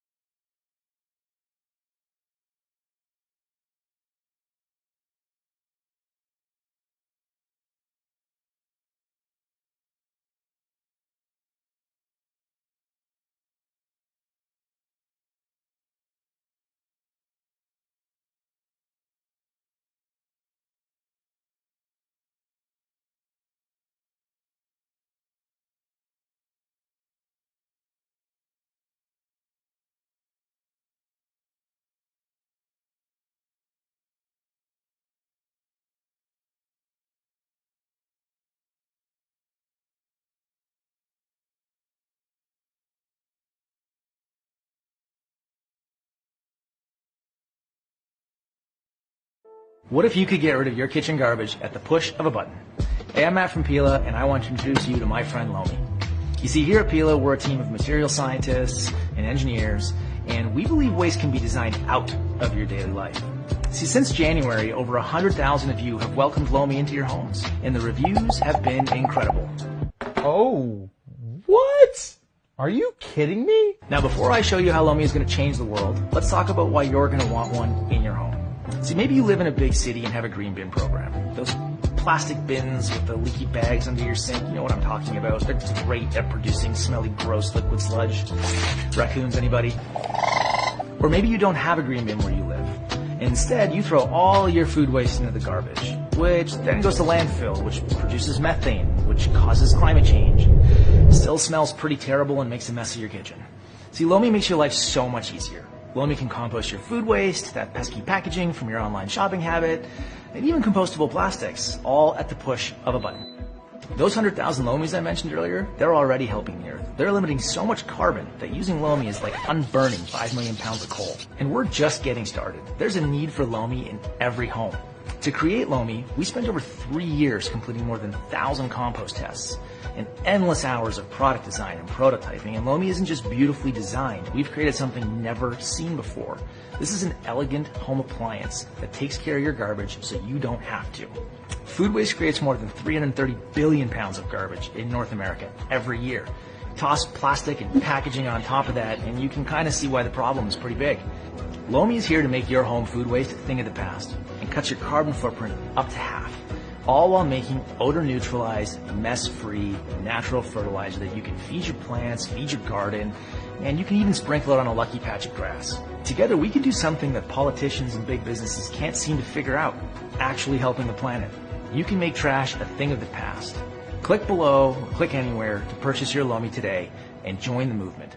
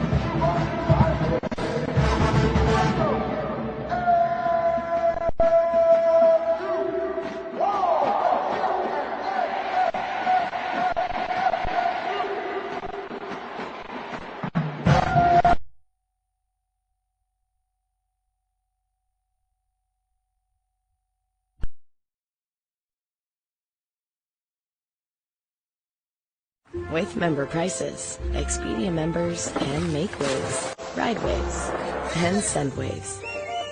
In Canada, this summer.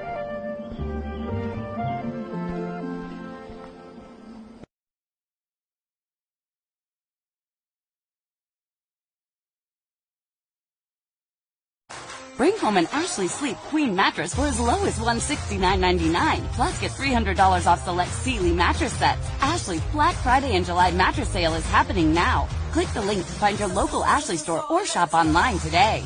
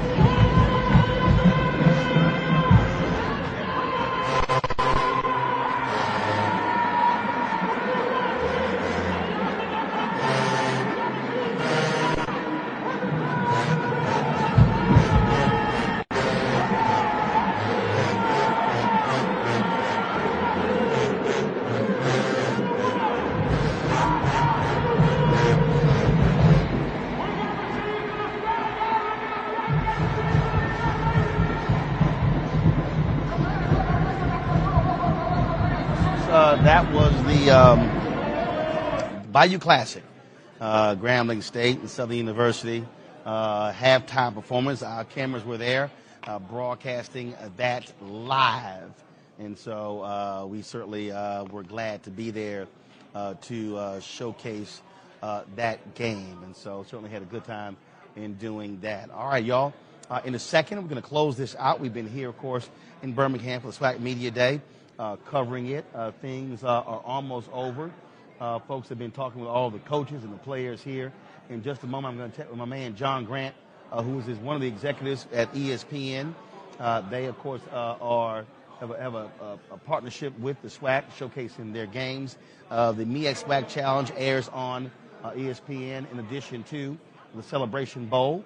And so he's the executive director of the Celebration Bowl. And so we'll be chatting with him in just a second about what their plans are, how well SWAC schools have been doing, their performance on television and on the digital platforms for ESPN. And so it has been a good day. We certainly have been glad to be here with our cameras covering all of this, bringing it to you live so you can check all of this out. And so it has been a good time had by all. And folks, this is a prime example of why it is important to have black-owned media, for us to be able to control our own institutions, control our narrative, to control our story.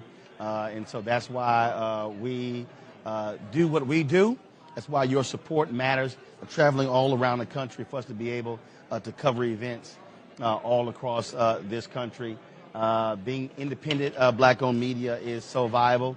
And so glad to be here. As I said, John Grant with ESPN, one of their executives. Y'all remember we chatted with John at the MEAC SWAC Challenge at the Celebration Bowl as well. Man, how you doing? I'm wonderful, Roland. How are you doing, my friend? Doing good, doing good. What do you think about today? Good day. Being able to chat with the players and the coaches, and a lot of folks, the team that didn't do well last year got chips on their shoulder. They're ready to get out there and do it again this year. You got Coach Sanderson, they're going to dominate everybody. But you got some of the other coaches like, yeah, we'll see. So with this whole HBCU experience, and I know you've been engaged with it, you've been talking about it for some time. What do you think, Roland, with what you've seen here today and the growth that you're witnessing around how HBCU properties are being presented? Well, I think the thing that I constantly talk about on my show, it is important for the HBCUs, for the conference, to understand what their value is. Mm-hmm. The fact of the matter is, anybody who studies any of the research knows that African Americans, we watch TV more than anybody else. Mm-hmm. And so the reality is, our eyeballs are driving all sorts of different things. And so it's important for these schools and for Congress to get maximum value. So everything's about monetization. We always hear these phrases, in terms of the culture. But I've always said, other folks have gotten rich off of our culture, not us. Mm-hmm. And so the key is, how do they do it? And that's one of the things, deal that y'all have with the SWAC, in terms of the partnership, airing of the games. Commissioner McClellan was talking about some of those digital numbers where he said, more people were watching on the digital side than watching on ESPN2 or something along those lines. And so how has that gone for y'all at ESPN? Well, actually, I can speak primarily to when I started with ESPN in 2015 to launch the Celebration Bowl. ESPN was televising 32 games linear with the MEAC and the SWAC, 32. This year we will carry over 150 on both linear and digital. And it also has expanded to include the CIAA and the SIAC. All of that's predicated on the value that was demonstrated through the Celebration Bowl, through the MEAC SWAC Challenge, and moving that to Atlanta and connecting the two together. So that is just the beginning. And, of course, the expansion of our digital platforms allows us to carry a lot more content because linear, as you well know, there's a defined amount of space in linear. Yep. And so that's what we're continuing to do, and we'll continue to drive that. The key thing, Roland, going back to a point you made, is educating ourselves on how do you utilize the value of television, first and foremost. And my comments to presidents and athletic directors when they play in our game, my first question is, what is your plan? You're about to have over 3 million viewers. What's your strategy? Right. What are you going to do with that? And so the suggestions we give is, first, you shouldn't sleep any this weekend. You should be meeting with your marketing people, your institutional advancement people, your admission folks, so that on Monday morning, you've already sending out a letter that says, what a great day I went to A&T. What a great day to be an Aggie. And talk about the excitement of having been on the tour. And then list 3 things that you want to accomplish for the institution. And then ask for their help. I can tell you without question, everyone that has done that's been a part of what we've done, have seen the results. South Carolina State this year, meeting with their president, they got record enrollment coming in this fall. Fundraising is up 4-fold. And holding at South Carolina State, which we all know was having some trouble. That is strong. I mean, absolutely strong. And you're seeing the results in those who are watching the bowl game compared to all of the bowl games out there. Correct. Let me give you some fact around that. There were 39 bowl games played last year. Total live audience, Celebration Bowl was number 11 out of 39. Now, let's take out the New Year's Six and the championship, because we know they're going to be bigger. That brings it to 32 games. But it also takes the Celebration Bowl to number 4 in total live audience of all bowl games. So our responsibility, mine is, inside of ESPN, is to advocate the value of that. How do we then expand what we do across the network, but also to work with our partners to help them understand, whether it's the conferences, university presidents, athletic directors, that there is a strategy to this, and it's not new. And for the conference to extract necessary dollars out of it, because ESPN benefits from it, advertising-wise, and those eyeballs. Absolutely, and that's why it's important for all of us, yourself, everyone who is, and you've done a great job in advocating. That advocacy matters because we have to help people understand. There's nothing wrong with when you don't know something. But and we can't get mad when someone doesn't know. Right. What we have to do is help to understand, but it really also is going to come down to economics. At the end of the day, the bottom line is going to be, what are the economics? And when we learn that, and you got new presidents, you got new athletic directors, you got new people, and people like you who are continuing to advocate that. And then we have to show them the importance of it. And we're seeing it happen. We're seeing it happen across the board. Absolutely. So it has been a big change. Next SWAC Challenge, when is it this year? Excellent question. We're excited. Rolling August the 27th. August 27th, we kick off at 7 o'clock p.m. on ESPN. Last year's game was the second most watched FCS game regular season on record. Wow. On record. Alcorn State and North Carolina Central. And around that, we had another 4.6 million people in wraparound programming. First Take, Good Morning America, College Game Day. So you had a total of about almost 8 million people that watched the game and the surrounding programming, promoting HBCU platforms. And this year, Charles or Commissioner McClellan asked me last year, how are you going to top this?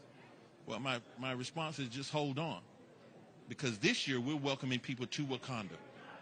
Black Panther 2 opens in theaters on November the 11th. Well, we all know that Atlanta is Wakanda. Number 1 travel destination for African Americans, Silicon Valley of the South, Hollywood of the South, one of the media capitals in the country. And so we're going to use the opportunity with the release of the film to do some really special things that Universal Studios and Marvel and Disney are bringing to the table for us. So it's going to be something you really don't want to miss this year. So who are the 2 teams playing? Good. It's Howard University, which makes it special. Chadwick Boseman, who we lost August the 28th, 2020. During COVID, we never got an opportunity to celebrate his life. And Alabama State. So we got the Hornets and the Bison. One quick fact I just learned, 85% of Howard's band are female. 85%. So we got a 85% female band going up against one of the best in the country with Alabama State. Well, we're looking forward to it. Of course, we were there last year with Coca-Cola. Gonna have you back. So looking forward to being down there, showcasing what's going on down there and doing some great content. Man, let me tell you, I appreciate you. I really do. I mean, because you're doing great work and keeping this in the forefront in an authentic way.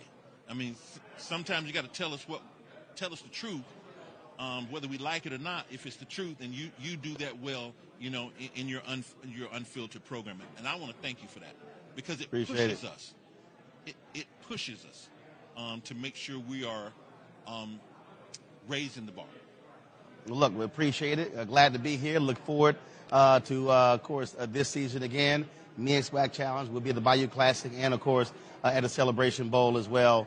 And so this year, my plan, not to get COVID at the Celebration Bowl. I tested positive last year. It was not a fun experience. It was fun, but it wasn't fun. But hopefully we'll be COVID-free this year so I can actually enjoy the week as opposed to those chills and fever last time. Well, I'm going to say to the people that are watching, he did not catch it at the Celebration Bowl. No, I did not. I got it in Hawaii. I got it in Hawaii, and I tested positive that Saturday. And so, yeah, I wasn't at the game. I went back to the Airbnb and went to sleep. Well, we appreciate you. Looking All forward right. to being with you, man. John, I appreciate it. Thanks a bunch. You. All right. Look forward to it.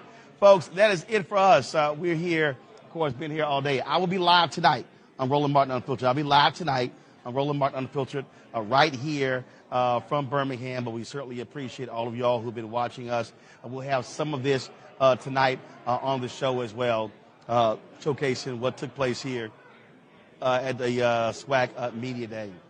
I want to thank all my team members who are here, made this all possible, and we thank all of you again. So I'll see y'all guys in about 2.5 hours on Roland Martin Unfiltered right here on the Black Star Network.